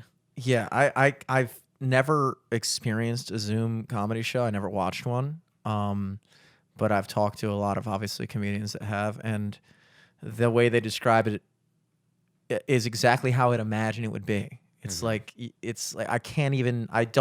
I don't know even how it was a thing or how it is still a thing, but like I get it that it is a thing because people, there's a thing, but like it's not. I don't even know what that is. But I did just remember one thing that is pressing for our podcast. Not pressing. It's pressing in a good way. A full court press, if you might say. It's March. Some of you may be familiar with the March Madness tournament that's happening currently right now. I think there's something that goes along with that. Yeah, there's right? something that happens. Some sort of rows or tables. Yeah, brackets. Brackets. Yes. We, the Live from the Studio podcast, will be launching our second annual Baltimore Bar Classic. It's not a Baltimore Bar Classic. It sounds like an establishment. It sounds like something. It was classic the first year. I called it the Baltimore Bar Classic first annual. Whatever. Baltimore Bar Classic. I like it. Second annual Baltimore Bar Classic. Yes. We're coming at you this month, next week. I haven't decided on the exact release day yet. So I'm trying to make the schedule work out perfectly. But it will be coming at you within the next, let's say, less than 12 days. Ooh. For now. Let's just say that. 64 Baltimore area bars. If you missed this last year, we're doing it bigger and better this year. For real. And I mean that. 64 Baltimore area bars. On our Instagram poll, we're doing a 64-person bracket. I seeded them myself based off of last year's results as well. I incorporated last year's results to make an accurate seeding system. I made it so that no two bars from the same area are going against each other in the first 2 rounds.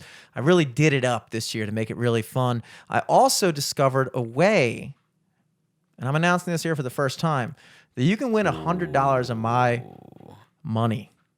Who wants my fucking money? You want my fucking money? I'll tell you what you got to do. What you got to do? Find me cheap gas.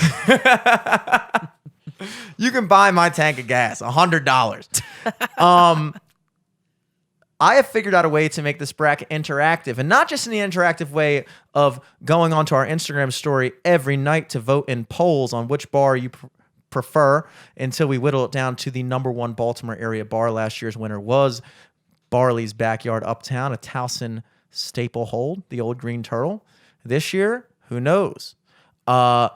I figured out a way to basically, I have the bracket online, and you can submit your predictions. So you can fill out your own bracket. Who you think's going to win. Pick every round who you think's going to win. And then the thing will score it, 1 point per guess in the first round, 2 points in the second, 4 points in the third, 8 point, doubling up every round. And whoever gets first place, if it's not me, gets $100. But I don't think you're going to fucking beat me because I don't think you fucking know how much time I put in. So if you would like the opportunity, it's fun, dude. Just fucking go on. We'll be announcing it this week. It's not up yet, but we'll be launching that so that a week before the actual tournament begins, you have a week to submit your predictions. And like I said, if you beat me in first place, $100. I'll mail you 100 singles. Cash. Coin. Coin. But yeah, that's kicking off next week. Really, really looking forward to that. It was a ton of fun last year. I don't think I'm doing the Ocean City this year, just because. Take a break. Let's treat it like the World Cup. Yeah, I think the Ocean City one. I was Every even few maybe thinking years. about doing that for the Baltimore one, like maybe do that every 2 years after this year, because I think this year is like I learned a lot from the Ocean City one about how to like do it right, message the places beforehand, tell them how to like do it. I didn't do that for the first annual Baltimore Bar Bracket. Was literally I wrote on a piece of printer paper, 4 pieces of printer paper, 4 16-man brackets, and then I took a picture of them with my shitty Droid Galaxy S6 of handwritten things, and then put a poll up where people were probably like, what the fuck is this? This looks like a meth head did this. Then gradually throughout the process, I started making it look more nice and did some Photoshop. By the time I got to the Ocean City one, it was an official tournament. And that's why that Ocean City one did so well. Not that the Baltimore one didn't do well, but it took a couple rounds for it to pick up. This year, we're fucking hitting the ground running, baby. We're fucking knocking out of the park. Looking forward to it. Looking forward to not giving any of you motherfuckers my $100 because you're not going to fucking beat me. But let's see. Who fucking knows? Who fucking knows? We'll find out next week. Plugs? Any plugs? Yeah, like I was saying, I think April 20th. I'm gonna be at the Crown for Everything Will Be Okay. And other than that, I'm just chilling, working, vibing. chilling, working, vibing. Yeah. CWV. I was hoping that letter combination would be cooler. It's not. Guys, this weekend. Well, first of all, as you know, every Tuesday night at Perennial in Towson, 5 to 8:30. That's every Tuesday at Perennial, 5 to 8:30. Every Wednesday night in Fells Point at the horse you came in on. I am there from 8:30 to 12:30 with legendary drummer Jason Heiser. That's every Wednesday night. This Friday as well, March 11th, I'll be back at the horse in Fells Point for our sophomore second Fridays. We play there every second Friday of the month at the horse with the band from 10 to close, 10 to 1:30 a.m. Unfortunately, this week, the heart and soul of sophomore John Burkhart will not be able to join us. So we will have a fill-in drummer, Brandon Sturm, who is the fucking man. He's great. He plays with all kinds of people at the horse and all over. He's awesome. I played with him before. It was a great night. So he'll be there with me and Joe this Friday, March 11th, 10 to close. And then this Saturday, March 12th, our triumphant return to the Point in Towson after 2 months hiatus. Ooh. We are there from 8 to midnight. Wait, when is this? This Saturday. This Saturday night. Ooh. March 12th. Sophomore. John Burkhart's going to be there. Joe Niehaus is going to be there. I'm going to be there. You there might be a special guest appearance by Eric Glazer from Ooh. Live from the Studio. Eric Glazer from Live from the Studio might make an appearance. In the crowd. And on the tambourine, perhaps. Potentially. That is this Saturday, March 12th, 8 to midnight. Other than that, follow us at LFTS Podcast on everything. If you don't follow us on Instagram yet, make sure you do, because you are not going to want to miss this bracket. If you enjoy Baltimore and you enjoy bars and you enjoy voting on stuff and you enjoy hundreds of dollars, it would be stupid not to follow us. Let me just leave it at that. Also, check us out on YouTube, Spotify, all the stuff. Anywhere you can find us, you will. Till next week, folks. Peace. Peace.